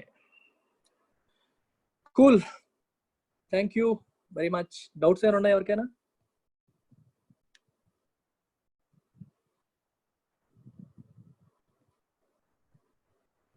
okay, cool, by, take care.